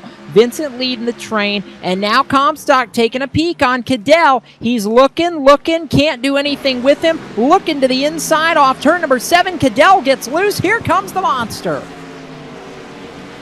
And he's running lap times like, again, your leader's doing in clean air around all of this traffic. To the inside, got a nose there, no problem, and move him up to 7th on the racetrack. The low entry is going to cause him to slide a little bit wide. That's going to give a gap to Dwayne Vincent, who is 16th position at the start, up to 6th right now, but has been about 8th or 7th all night long. So again, still continuing to just kill him with top 10, top 5s to death here on the year. Not quite a winning race car, but a strong one nonetheless. And even he has some damage. A lot of guys working, maybe not with major disrepair on their cars, but something that they've been struggling through, although it looks like Dwayne Vincent may be falling back to P7 because that 14 just overcame that 6-car length gap in the bus stop alone, which has been one of his weakest parts on the racetrack all night long. He's right back up there with Vincent. Yeah, he is, and I have a feeling that's going to be a pass for 6 very quickly. Up front, Mitch Rollo had a little bit of a moment last lap by. I think it was through the bus stop where he lost a little bit of time. Anthony DeBarro picked off almost 0.4 of a second on him, and DeBarro continuing to close the gap a little bit. It's down to 2.1 seconds as they cross the line with now just 7 laps to go. I'm still watching this battle for 6th and 7th between Dwayne Vincent in the 13 and Comstock in the 14. Comstock dives it hard, gives Dwayne a shot in turn number 1. They're messing with each other a little bit now. The Monster Energy Chevrolet SS wants through, and Dwayne Vincent may not have any choice but to let him through, up through the S's and towards the back straightaway. Here will come the 14, get to look to the outside, might throw it into the bus stop, which is a tricky part of the racetrack nonetheless, but a heavy braking zone, not going to do it, thinks better of it, and he'll go the route of backing that corner up. But we saw the 14 flash the nose to the inside on the 13, and sometimes this gets sideways out of the bus stop there as Comstock. Sometimes the car sticking a nose to the outside is a psyche move, trying to convince that guy in front of you that you're there, but sometimes, and maybe in this case, it's David Comstock saying, I'm here, I'm going to try to make the pass, and he's assuming that Dwayne Vincent's knowing that that 14 is significantly faster than his own car, so when Dwayne Vincent didn't yield the space, the 14 wanted to give him a tap just to make sure he reiterated the point that he's there. Let's see, though, closing back in again, just so strong in turn 7, the gap 1.5 car lengths, but I don't think he's close enough to pounce. 6 laps to go this time by Brian, and Mitch just increased his gap to Anthony DeBarro by 0.2 of a second. It's back up to almost 0.4 seconds, and DeBarro has gapped Thomas George by 2.7 seconds now. So it looks like, barring any weird catastrophe, those top 3 is going to be how it will finish, but what a drive tonight. I'll go ahead and say it by the 96 of Mitch Rollo, because as long as he just continues to run his race, he'll have a clean shot at this, and he's just been very impressive all week long at Watkins Glen, whether it's been A-fixed or whether it's been just some hosted sessions getting ready for this race. He's been all over it, picked up a win in A-fixed a week ago Monday night during our off week, and on his way to a potential victory here tonight. Yeah, he's done a really good job, and he's looking to finally get that victory. We talked to him earlier, and how he said he wanted to get that win. All of his other teammates had a win here in the Full Throttle Cup Series, and he felt like it was his turn, and he has ran a flawless race. We talked earlier in the race how you can't make mistakes. David Comstock made a mistake. He sped on pit road. That's the mistake that he's going to look back at and think, man, did I cost myself the race by doing that? Because while no, he had never gotten around Mitch Rollo, he was right there, ready to pounce if Mitch made a mistake, or ready to show more than what we had seen in the entire race. We don't know how hard he was pushing it. We know he was driving it pretty hard, but we don't know how much more was in that car, and that's going to be a big moment for this race here, as Mitch Rollo is starting to pull away here. He's actually down to a 2.1 second lead. The person I want to talk about, though, for just a second is Dwayne Vincent. Another solid run, but as we get closer to the chase, he's going to have to start ramping it up a little bit, because these guys are winning races. All these other guys, they're out there and they're winning races. You can't finish 7th in the chase and expect to continuously advance through the rounds. You're going to have to get up there and challenge for some wins. The fastest car on the racetrack remains to be the number 14 of David Comstock. That driver obviously driving out of frustration maybe in his own right. Again, talking about the mistake that teammate on pit road, is still fastest of anybody, now up to 6th, and would like to maybe challenge Christopher Hurlow, get a top 5 out of it, but it is a 3-second gap. Still possible, though, at 4 laps to go that time by. We'll have to see what Comstock still has left in the tank, but he has been flat flying since he's been charging up to the field. Guys, the question now becomes, Mitch Rollo up front gaining 0.8 of a second that last time by, basically make that gap a 3-second differential between him and Anthony DeBarro. The way that strategy worked with the one of Thomas J. George staying out when both those cars, the 96 and the 14, hit pit lane, Thomas J. George would have gone to the top spot. Is Mitch Rollo's faster than the 14, maybe by a little bit, but faster than the rest of the field significantly, Jacob. If that 96 didn't guess that pit road correctly, like we saw Harrison White, let's do it Sonoma as well, would the 96 be leading this race this easily? if he was not able to guess that strategy right on the nail. I don't think he would be, to be honest. You had to nail it tonight, and we've seen that with these random cautions and the way the strategy works at these road courses. And that's pure luck is all it is, Evan. It's absolute luck to hit pit road and have that caution fly for you. You know, they hit the nail on the head tonight. They got lucky, and you know, for Mitch Rollo, I don't know if it's a case of being lucky, good, or both. I think he had the car to beat regardless here tonight, but 3 laps to go this time. It's a 3-second gap, and what the battle may well be is David Comstock versus Christopher Hurlow for a spot in the top 5. The gap now 1.8 seconds with 3 laps to go. He's going to have to beat Hurlow by 0.6 a lap, but the way that 14 car has been coming, as our friend Stephen Herring said to us next door in race control, he is driving the wheels off that thing to try and get back to the top 5 tonight. And he was 0.5 quicker the last lap, so you got to equate that in with he needs a little bit more, and he also needs time to make that pass. But he's cutting the corner into the bus stop, right side tires up over the curbing, and they kind of jump the curbing, clear some grass before they come back down and immediately into the 2 left-handers. Really wants the top 5. I know it's not a win. I know the points aren't that big of a deal right now for the number 14 Monster Energy team, but to be able to come from that final restart back of the lead lap and get a top 5 would be a huge feat for the driver that feels like he should be very well, if not in the lead, at least having a shot at it, but lost that with that pit road error.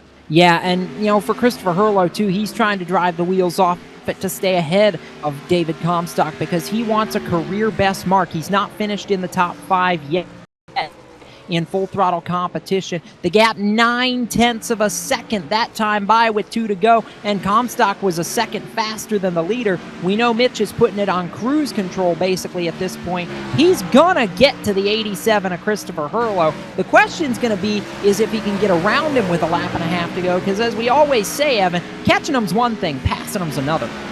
Well, if he races at 87 like he was racing the guys in the middle of the pack on that restart, I don't think he'll have a lot of issues getting around him. It's the matter of maybe how he does it, really gaining time again into the bus stop, which has been interesting because that's really where Mitch Rollo was beating Comstock earlier in this race. So maybe that goes to show you just how far ahead of everybody else that number 96 has been, but significantly closing it in to the point where now he can see him as Mitch Rollo going down into the final corner. He'll take the white flag. This one going to be official. 1 lap to go for him. That battle rages on for 5th, and it's about to become a shootout.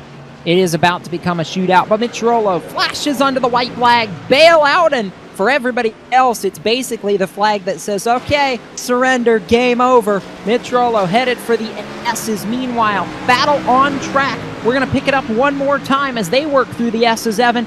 It's going to be Comstock versus Hurlow for 5th in 3 and 4. The 87 pulling a little bit down there in quarter 1. Comstock's weak part of the racetrack so far tonight. Let's see what he can do down the back. That bus stop allows him to get nitty and gritty, to get greedy, and to get dirty with it. Let's see how hard that 14 drives it in. Could be one of his last shots. All of these guys as well, Hurlow and Comstock, collectively catching Eric Brundy's in 4th. Right there, look how much time the 14 makes up all the way to the back bumper. For the inner loop, it's 1.5 car lengths, now 2. The 87, small advantage. As all that continues happening, though, Mitch Rollo heads through the short chute for the final time. He's down to turn 6 and is going to be headed for turn 7. That long-awaited first career Full Throttle Cup Series win coming tonight at Watkins Glen in a paint scheme reminiscent of his first start here a year ago. The anniversary is the victory. Mitch Rollo goes to the winner's circle at Watkins Glen International in a boomtown 1-2. Anthony DeBarro going to come to the line second. We're going to keep an eye as they come to the line on that battle for 5th, and it's going to go the way of Christopher Hurlow, who crosses the line just ahead of David Comstock. Comstock overdrove it in 5, 6, and 7 a little bit, gave up some time. 3 cars in the top 5 for RCO Boomtown Sim, but for Mitch Rollo, Evan, in the exact same paint scheme that he drove in his very first start in this series exactly 1 year ago, the win comes in the anniversary. And this is now back-to-back weekends where we have seen first-time Full Throttle Cup Series winners, and they've come out of the same camp in the top 3. Although it's not identical driver for driver, the teams up top looking very interesting. Exactly. And now a team in RCO Boomtown that was considered at the start of the season maybe an underdog, you probably put them maybe on even playing field with those Steel Horse cars. We all know what happened in Indianapolis. It's going to be another third for Thomas J. George behind two of those RCO machines. And they're going to celebrate now. I think Anthony DeBarro just gave the little tap to the quarter panel of his teammate. They are excited tonight. Mitch Rollo going to get to bit down on the front straightaway. He is a winner at Watkins Glen International. Christopher Hurlow comes up, gives him a salute, the tap to the rear bumper.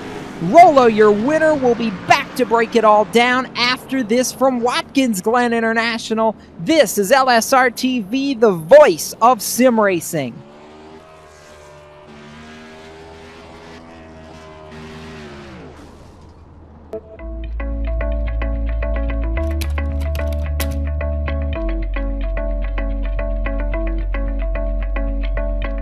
I'm Dan Garrison, software engineer at iRacing. Since the beginning of Papyrus and through iRacing, the track has been unchanging through a session. Whatever you have at the beginning is what you have for the duration of the session and at the end. The track doesn't change. What we want to do is be able to have the track respond to what's going on, to have cars interact with the track, to have the track change in temperature, in the amount of rubber. We want marbles, and we want those to be generated by the cars, putting them where they should be and picking them up and rethrowing them off the race line. It's a physical-based model that we focus on first and foremost. The tire and the track interaction, what's really going on there. It would be easy to just quickly throw something together. Our standards are, it needs to make sense. What's really going on, even at the molecular level between the track and the tire. The way the track works, essentially, is we divide it up into small cells that your car interacts with. So if you're adding temperature to a certain part of the track, we can pretty accurately know exactly where that is. That gets transmitted to the server.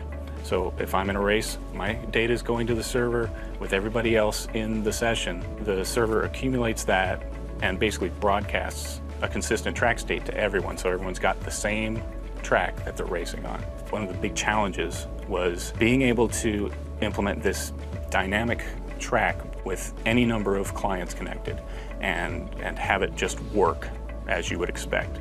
Have it be the same for everyone in the service who's in a session.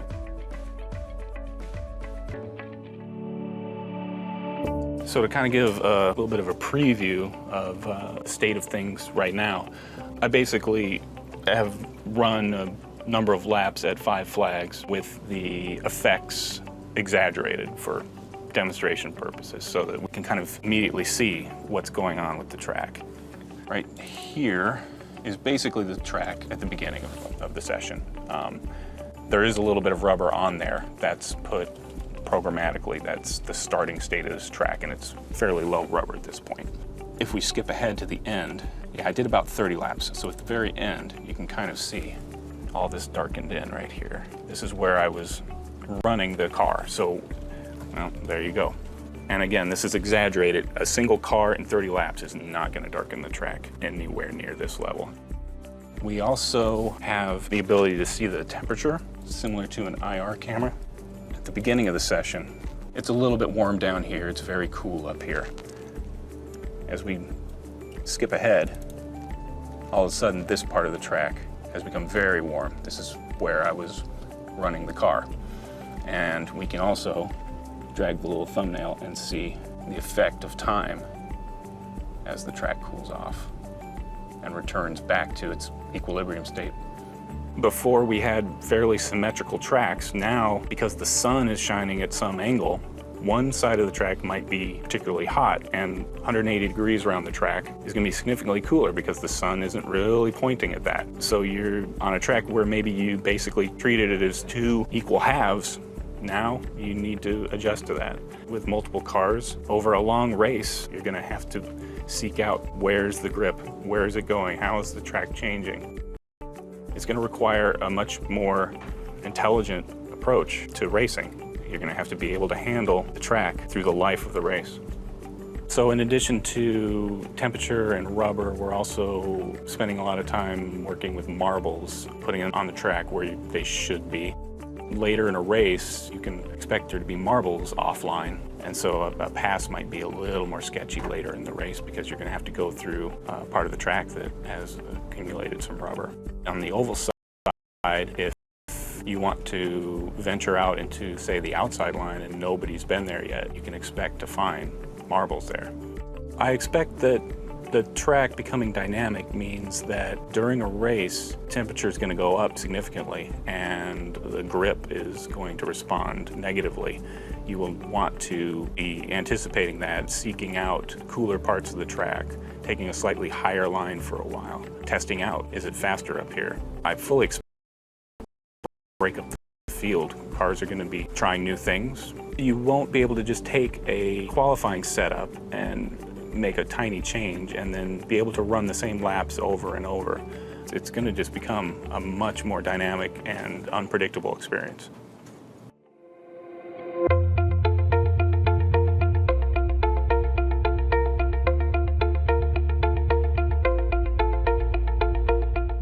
As significant as this first implementation is in creating a dynamic environment. Welcome back to LSRTV and getting ready for post-race coverage here at Watkins Glen International.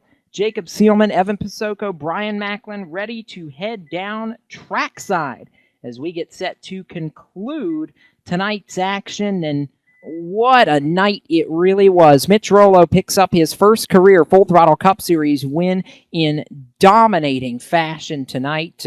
And we're about set to go down trackside to break it all down. And to do that, I believe we'll send it down first to Evan Pasoko, who at the end of the day, I know this is not the day that Thomas George wanted, but it's going to be a day where, at the very least, he proves that he is still very much in the championship fight.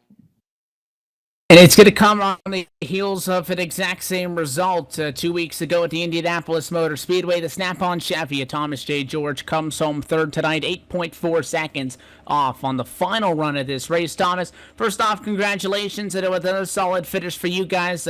Obviously, you guys would have wanted to get up there and challenged for the win. You kept the car clean, though. That's something that a lot of guys around you struggled to do. You put that machine +7 when it was all said and done. How was it from behind the wheel?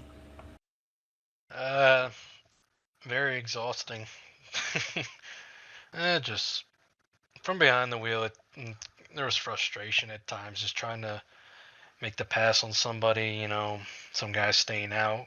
Probably shouldn't have stayed out, but that's their right to do that. And it was just a long race. I would have liked another caution there, maybe with 10 to go, get fresh tires and take a gamble. You know, I couldn't catch Mitch. He called the right strategy, and I was trying to catch Anthony, and I just couldn't. The car after on the long run just started falling off, but it's a good result. Not, third place is great, but it's you want to win. And 2 third places are great, but I'm in this to win right now, but we'll take it. And it's going to maintain you guys as sitting 5th in the championship standings, excluding the chase grid, which would put your machine at the, close to the top of the pile, actually 2nd overall up there with David Comstock. You look at a race like this, and you look at a race like 2 weeks ago, you come home 3rd. Big story on the season has been, we've been talking about Dwayne Vincent in that 13. Now, he continues to run strong. He continues to lead the overall points, but doesn't have a win. So with this one machine, you made it very clear just now that although you do have those wins, that number is never going to be enough as a satisfaction.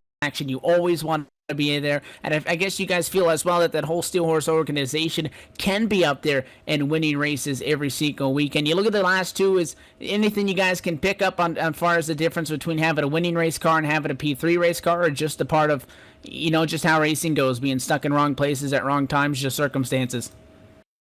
It's you gotta, like I said it back at Charlotte, I think, or Kentucky. I don't remember which race I won, but you can have a fast car, but you've got to hit the strategy just right, once you do, you have a better chance of winning. These cars, they're so aero dependent now compared to what they were 10 years ago that it's hard to make any kind of pass, and it's going to be evident at Michigan next week. It's going to be very very tight, very there's no really other way to say it. It's just going to be a really, really tight race overall, and whoever makes the right strategy wins. It's going to be the same at Bristol. It's hard to pass there, so the way it's changed over the years, strategy becomes a bigger factor than it's ever been, instead of just put 4 tires of fuel on it and be faster than the other guy. So it's a lot going into it. Indy, hindsight's 2020. I wish I had taken 2 tires. I would have probably won that race, because I probably would have come on first on pit road. I didn't, and I'm not going to go back into it because it's going to bring up some things I don't want to talk about, but you just have to play your cards right. And you talk about Michigan and some of these upcoming races, Michigan, Bristol, Darlington, Richmond, and then we go chase racing. You guys are in. There's no question about that. You guys are going to be safe. You're talking about the strategy. Are you guys using any of these races to kind of strategize and try out different strategies that maybe you wouldn't? Or are you guys just basically getting prepped for the chase by trying to go up there and stack up that win column? We already got the wins, but there's certain tracks that I want to win at, and we're gonna have to do a strategy. Richmond is gonna be a strategy track, and Bristol's gonna be a strategy track. You're gonna need that for Martinsville and probably Phoenix. Darlington is kind of its own beast, and I'm really good at Darlington. I love racing there, so that's a date I have circled on the calendar. But we weren't that good at Michigan, a couple weeks and months ago, so I'm not, going to expect anything there. Just try to do what I can there. But after that, it's just kind of up in the air. But the main thing we did this year was just focus on the 1.5 mile program to get the best chances we have. And we've got 3 wins. Probably should have 4, but it's apples and, it's shoulda, woulda, coulda. And as far as I'm concerned, 3 wins at 1.5 mile tracks. And what we did at Chicagoland last year and Charlotte and Kansas. And, the only thing we got to work on is Texas and Homestead. So that's mainly what we've been working on for the most part. Everybody at the team as well doing the same thing, just trying to get best finishes we can. Well, you guys continue to do that. You're going to pick up your 7th top 5 on the year this evening with the back-to-back top 3 results. Thomas, as always, sponsors and shout-outs, all the people behind the scenes. Who powers this number 1 machine? Just everybody back at the shop at Steel Horse, good friends of mine. Always, you guys are putting this on. RSR for doing this every single year. It's always fun. It's always nerve-wracking. And also, thank you to all the troops overseas that allow us to do this, and thank you to Buddy Baker, who of course passed away, and thoughts and prayers are with him and his family. And he never feared death. He was ready for it, as he said. And he was a pioneer of the sport, so we have him to thank for having this great motorsport. That is your 3rd place finisher tonight, as it was 2 weeks ago at Indianapolis. Thomas J. George once again comes home but a bottom step of the podium to snap on Chevy in 3rd tonight. Now up pit lane just a little bit to the driver that started in 3rd and comes home 2nd when it's all said and done. Brian Macklin, you have caught up with the Don of Anthony DeBarro. Yes, I have. I'm here with the driver of the number 9 Speed 77 Chevrolet Camaro, or Chevrolet SS. Anthony, talk about your race here. You had a very interesting night trying to keep up with your teammate Mitch Rollo and also trying to battle off a hard-charging Thomas George in the closing laps. How was that race for you tonight? I can't believe it, man. 2 in a row for us like that, and there was no doubt about this one. I don't know what they got up in that drinking water in Canada, but I want to get to me some because it seems like Mitch has a little edge on the road course. And obviously, a couple weeks ago, you and Thomas George had a few issues on the racetrack. Was there any concerns that you were going to have any issues with him here tonight going into Watkins Glen? A little bit, but I figure we're both men, so we had 2 weeks to cool down. We moved on from him. We raced hard and clean, and everything was good from there. And you guys have captured another chase spot with with all 3 of you guys getting a victory here. Obviously tonight that was a big win for Mitch Rollo. What's it feel to have 3 cars in the chase with just a few weeks remaining? Now, what is the picture going to be for you guys? How are you guys going to approach the next few weeks? It's unreal. How the speed we've been able to find and everything. Like I hope we keep it up and we keep working hard at it. We're gonna get that fourth car in as well. And for Anthony DeBarro, what is your plan over the next few weeks? What are you going to try to do to get back to victory lane? Be consistent and just keep practicing. Practice makes perfect. Never be perfect, but get close. All right, and real quick, before we do let you go, just want to give you an opportunity to give your sponsors a shout out. Anybody else you need to give a shout out to real quick? Well, I want to say this one's for Buddy Baker for sure. He passed away last night, and this sport wouldn't be what it is without him for sure. I'd also like to thank Speed 77 Radio, LSRTV, Race Chaser Online, Performance Motorsports Network, and Jacob Steelman. I couldn't. This wouldn't be possible without him, and also my teammates Corbin, Mitch, Jared, and Chris. They're amazing. All right, thank you, Anthony. That was your second place finisher, Anthony DeBarro, driver of the number 9 Speed 77 Chevrolet SS. We are now going to throw it to Jacob Seelman. Yeah, and I've gone a little bit up pit road now and going to catch up with the driver who comes up 5th tonight. Christopher Hurlow gets a career best RSR Full Throttle Cup Series finish, and standing alongside the driver of the number 87, Chris, career best effort for you tonight on the road course in Watkins Glen. It just looked like you didn't have exactly what your two teammates had, but you had to hold off a hard charge from David Comstock there in the closing laps. I mean, how nerve-wracking was it knowing that the fastest guy in Watkins Glen was breathing down your neck there all the way to the white flag? I was pretty nervous. I was just trying to, hit my marks and try to keep it clean. Comstock was extremely fast. He caught me from 2.2 seconds back. And on the white flag, it was about 0.2 from the relative. So I just tried to hit my marks and not make any mistakes. And I knew he was going to race me clean. I like to thank him for that. And yeah, it's just great to get a top 5. First top 5 in Full Throttle Cup. This whole team had speed all weekend long. Definitely a very, very strong outing for Boomtown at Watkins Glen. What did you guys find here at the Glen that made all 4 cars so good this week? We really work together as a team, and we have a lot of camaraderie, and the team is just a great team. Corbin and Mitch was extremely fast, and Anthony helped me out a lot. It's just a great team to be on. They helped me out a lot, and hopefully we can get the 4th car in the chase. That's the goal. I know that's the goal for you, though. A 5th place finish, I know probably feels like a win. How much does this mean to you personally to finally be able to run with the front runners and show that you've got the speed to contend here in the Full Throttle Cup Series?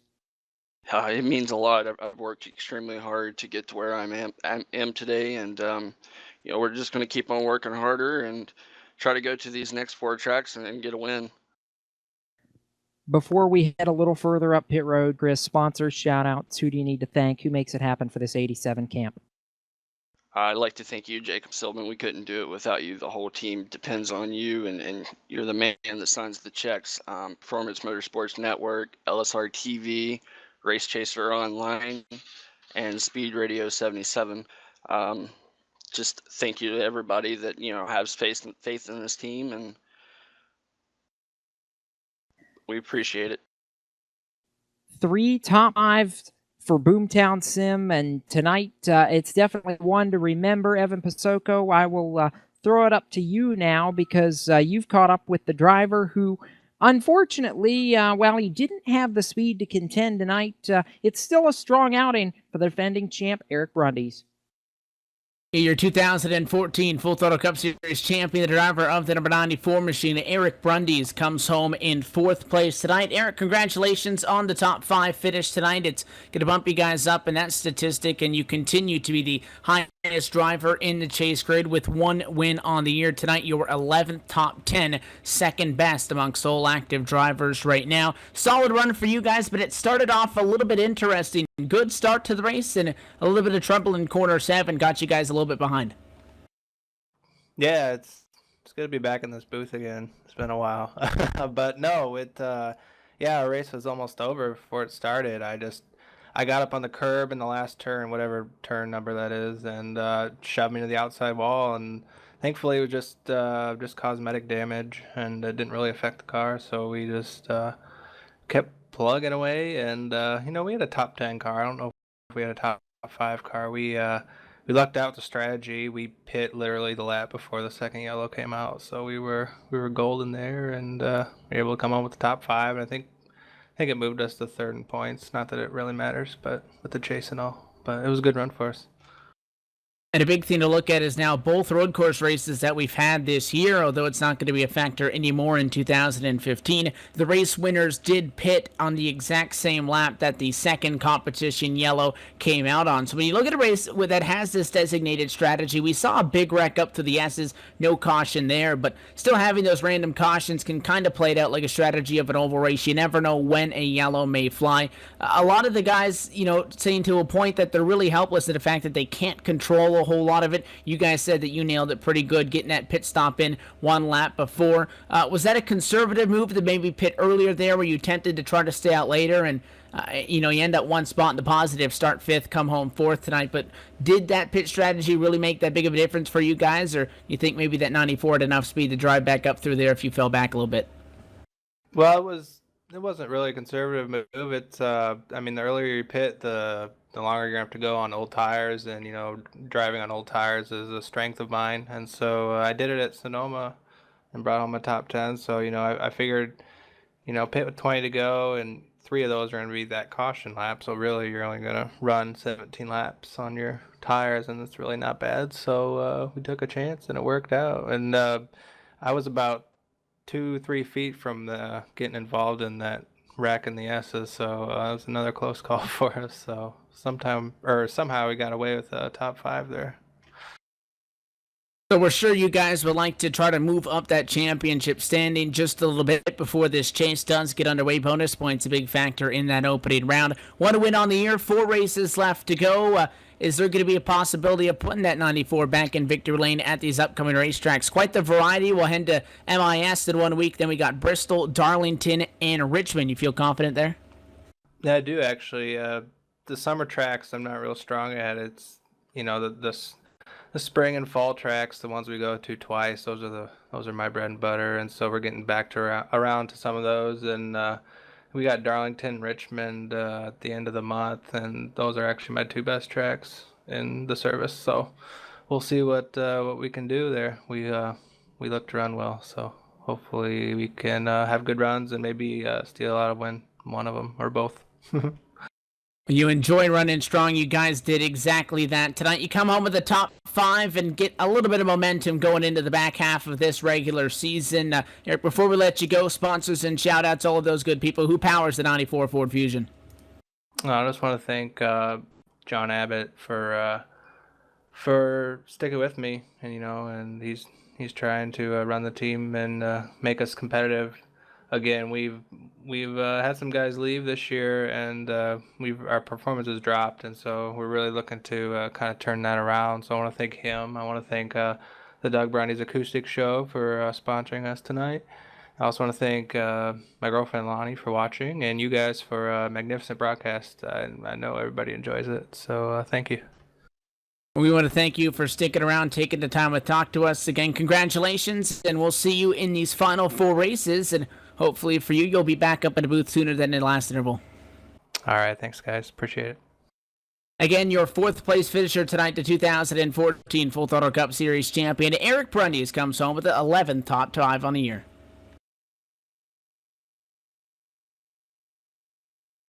And now as we transition things over from the drivers inside of the top 5, the man that gets his first career win in the Full Throttle Cup Series is down in Gatorade Victory Lane. Jacob Seelman, you have caught up with Mitch Rollo.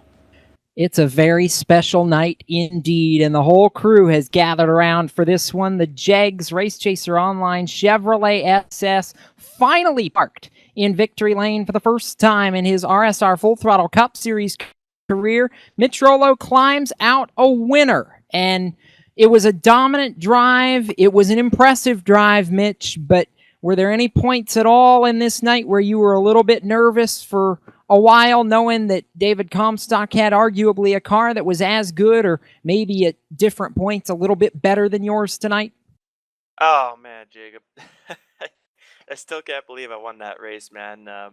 David was just as good, if not better than me. If he would have got out in front of me, I think he might have been able to just pull away from me. But I was able to keep him behind me, and it was a tough break, of course, with him speeding on pit road. I would have liked to race him for the win, but I'll definitely take it. I know you'll take it. I know it's a big night for you. Max points is always important, but more importantly, this solidifies your place on the chase grid with about 4 races to go before we go chasing. You're going to be a first-time chase grid competitor in 2015. Let that sink in. How's that feel? It feels incredible, Jacob. This field in the Full Throttle Cup Series is absolutely ridiculously talented, and to be able to make it into the chase with 16 other guys, it it means a lot to do it in this league. It's crazy, the competition in this league.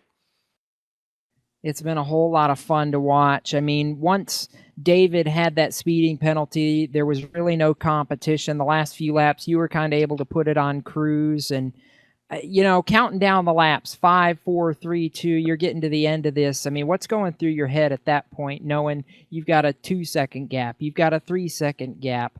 I can cruise and I'm going to win my first career Full Throttle Cup Series race. I mean, what's going through your mind as you're counting down to the tail end of this race? Don't stop at the white flag. No, but in all seriousness, I just about screwed it up with about 10 to go, and I ended up missing a shift and over rev the engine and just about blew it up. So I just about messed myself over, but I ended up not doing what I did at Charlotte last year, which is good. I told Jared to put extra emphasis that it was the white flag and not the checkered. Speaking of the guy that calls the strategy, let's bring him in here. Jared Homo, how about 3 wins in the last 4 races for you as a crew chief, my friend? But this one, I think, may be the one where you get the most satisfaction. You called your driver in perfectly. That caution comes out. What are you thinking at that point, knowing that you hit the nail right on the head, my friend? You know what, Jacob? Coming at about lap 25, I'm thinking, okay, at this point, I got to start thinking about when the second caution is going to come out. It could come out as late as 44. And I didn't want to bring him in too early, because if he comes in on, say, lap 34, and the caution comes out lap 44, then he's going to be 10 laps behind the 8 ball when everybody else pit. Sure, he might have the lead, but he's going to be way behind. So I was thinking throughout the last about 5 laps before I actually pulled him in, I'm like, do I call him in now? No. Do I call him in now? And when he came in, I had to do it. We had to go for broke. We needed a win. I called him in, and you know what? I don't think Comstock was expecting us to come in at that time. Because I was watching the 14 car. He seemed a little on edge on if he should follow Mitch or not. And that last second decision on his part made him enter too fast, and that just kind of gave us the win. And it was timed perfectly. I don't think I could have timed that any perfectly. For you, you're on top of the box for 3 wins in the last 4 races with your team with 3 different drivers. I mean, I know each scenario is a little bit different, but how much satisfaction is that for you as a crew chief, being able to call the shots and watch all of these guys celebrate their first career Full Throttle Cup Series victories within about 5 weeks of each other? You know what? I don't want to take any of the credit. I bring them into the pit box and they put it into victory lane. So this is all on them. I bring them in just for some tires, some gas, 2 tires, 4 tires. I'll make the call there, but it's them. They drive the wheels off these things, and we've found some speed. And those 4 guys, Chris, Corbin, Mitch, Anthony, they've found speed. They're making my job so much easier. Speaking of Mitch, I'll turn back to you because I know he wants to give you the credit. I know you don't want to take all the credit. He's a big part of it, but sponsors, additional shout out, people to thank, who makes it happen for the whole 96 crew. First of all, Jacob, I want to send my condolences to the Baker family. It's just a real tragedy. I freaking hate cancer, man. Also, I want to send my thoughts and prayers to the family of Kevin Ward. It's been 1 year since his death, so it's got to be a hard time for them as well. All my teammates, Corbin, Chris, Anthony, I mean, everyone. Jared is an instrumental part of this team. We would not be winning these races without him, with the calls he makes. Also, Performance Motorsports Network, Race Chaser Online, Speed 77 Radio, Boomtown Sim, LSRTV, Real Sim Racing, and you, Jacob. I mean, you're awesome for this team, and you do an awesome job for us. So I really appreciate everything you do for us. It's all smiles down here in Gatorade Victory Lane for the third time in the last 4 races. Boomtown Sim stands triumphant. This time it's Mitch Rollo grabbing his first career Full Throttle Cup Series win. Evan Pasoko, Brian Macklin, I'll throw it upstairs to you. I believe the rest of this field behind the 96 car deserves a little bit of recognition as well. Let's take a look at the Ford full field rundown. We talked to many of the top finishers. Mitch Rollo finishing atop the pile tonight in that Boomtown Sim Jag Chevrolet, going to victory lane 3.8 in front of teammate Anthony DeBarro, and for the second week in a row, Steel Horse Racing's Thomas J. George finishes behind 2 of those RCO Boomtown cars in third. Fourth position, talked to Eric Brundies and as well Christopher Hurlow, who rounded out your top 5. Comstock charges through the field, is able to get a P6. I know he's not satisfied with it, but one hell of a drive to get there. Driving the wheels off of that thing to gain 12 spots off of the final restart. Dwayne Vincent gets another top 10. It's a P7 for the 13 in front of Jonathan Cadell, who has to settle for an 8th result. Scott Stenzel, the Exalta Chevy, 26th on the grid, and a P9 when it was all said and done. A huge 17 spot gain for that team. And then rounding out our top 10, Brian was Scott Simley in the 15. Yes, and after the scuffle with Jeff Ford, Chad Cole rebounded to finish 11th. Corbin Hemstreet, your winner from Indy, he's going to finish 12th. Nicholas Cohan, who had a very interesting night, he started 36th and is going to come home 13th. Also starting towards the rear of the field was Steve Gottschalk. He started 35th and is going to finish 14th. So 2 big movers here in the race. Dylan Jones got caught up in that accident on the restart with Dan Murray. He's going to finish 15th and the last car on the lead lap. William Kempf was your first car 1 lap down in 16th, followed by Brennan Mercer in 17th, John Abbott in 18th, Jimmy North in 19th, and rounding out your top 22 laps down was the number 52 of Sean Casto.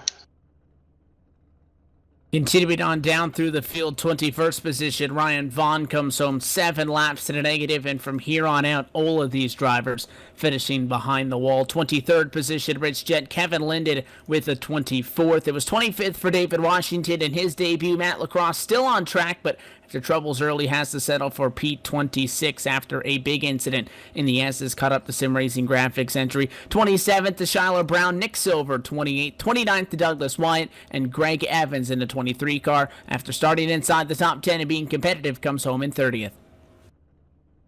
31st was Doug Roth. Daniel Eberhardt was 32nd. Dan Murray, who we talked about earlier, he had a major accident coming up the S's on the restart. He's going to finish 33rd. Brian Harvey's going to finish 34th. Paul Fugat's going to finish 35th. And being credited with a DNS, he did not start the race. Thomas Lattimore is being shown in your 36th position. That's a look at the Ford full field rundown. Thanks, Brian and Evan, and that rundown presented by Ford. Go further. And we get ready to say goodnight from Watkins Glen, but really quickly, what a night. And Evan, I've gotten to call 2 out of the 3 of them, but Boomtown Sim is on an absolute tear right now. 3 wins with 3 different drivers in the last 4 races. All of them are first-timers in the Full Throttle Cup Series, and all of them significant because it puts those 3 cars on the chase grid that continues to evolve with now, I believe, just 4 races to go before the cutoff and the reset to determine the champion. Yeah, the conversation can no longer... Vincent has been and how he continuously gets top 10s, picking up number 14 tonight. The question now becomes, now with those 4 races to go, is we're only looking at the chase grid now. Who's in, who's out? That changed tonight. It's going to change throughout the next 4 weeks, and we have thrown the last 2 weeks with back-to-back first-time winners out of the same camp that it could have to come with a trip to victory lane. And we have an exciting track lineup coming up. Michigan, Bristol, Darlington, and Richmond. Throw them on a bull ring for the last one of the regular season. You're not going to want to miss those. If you thought things were a little bit heated the last 2 weeks, wait till somebody's championship hopes are really in jeopardy.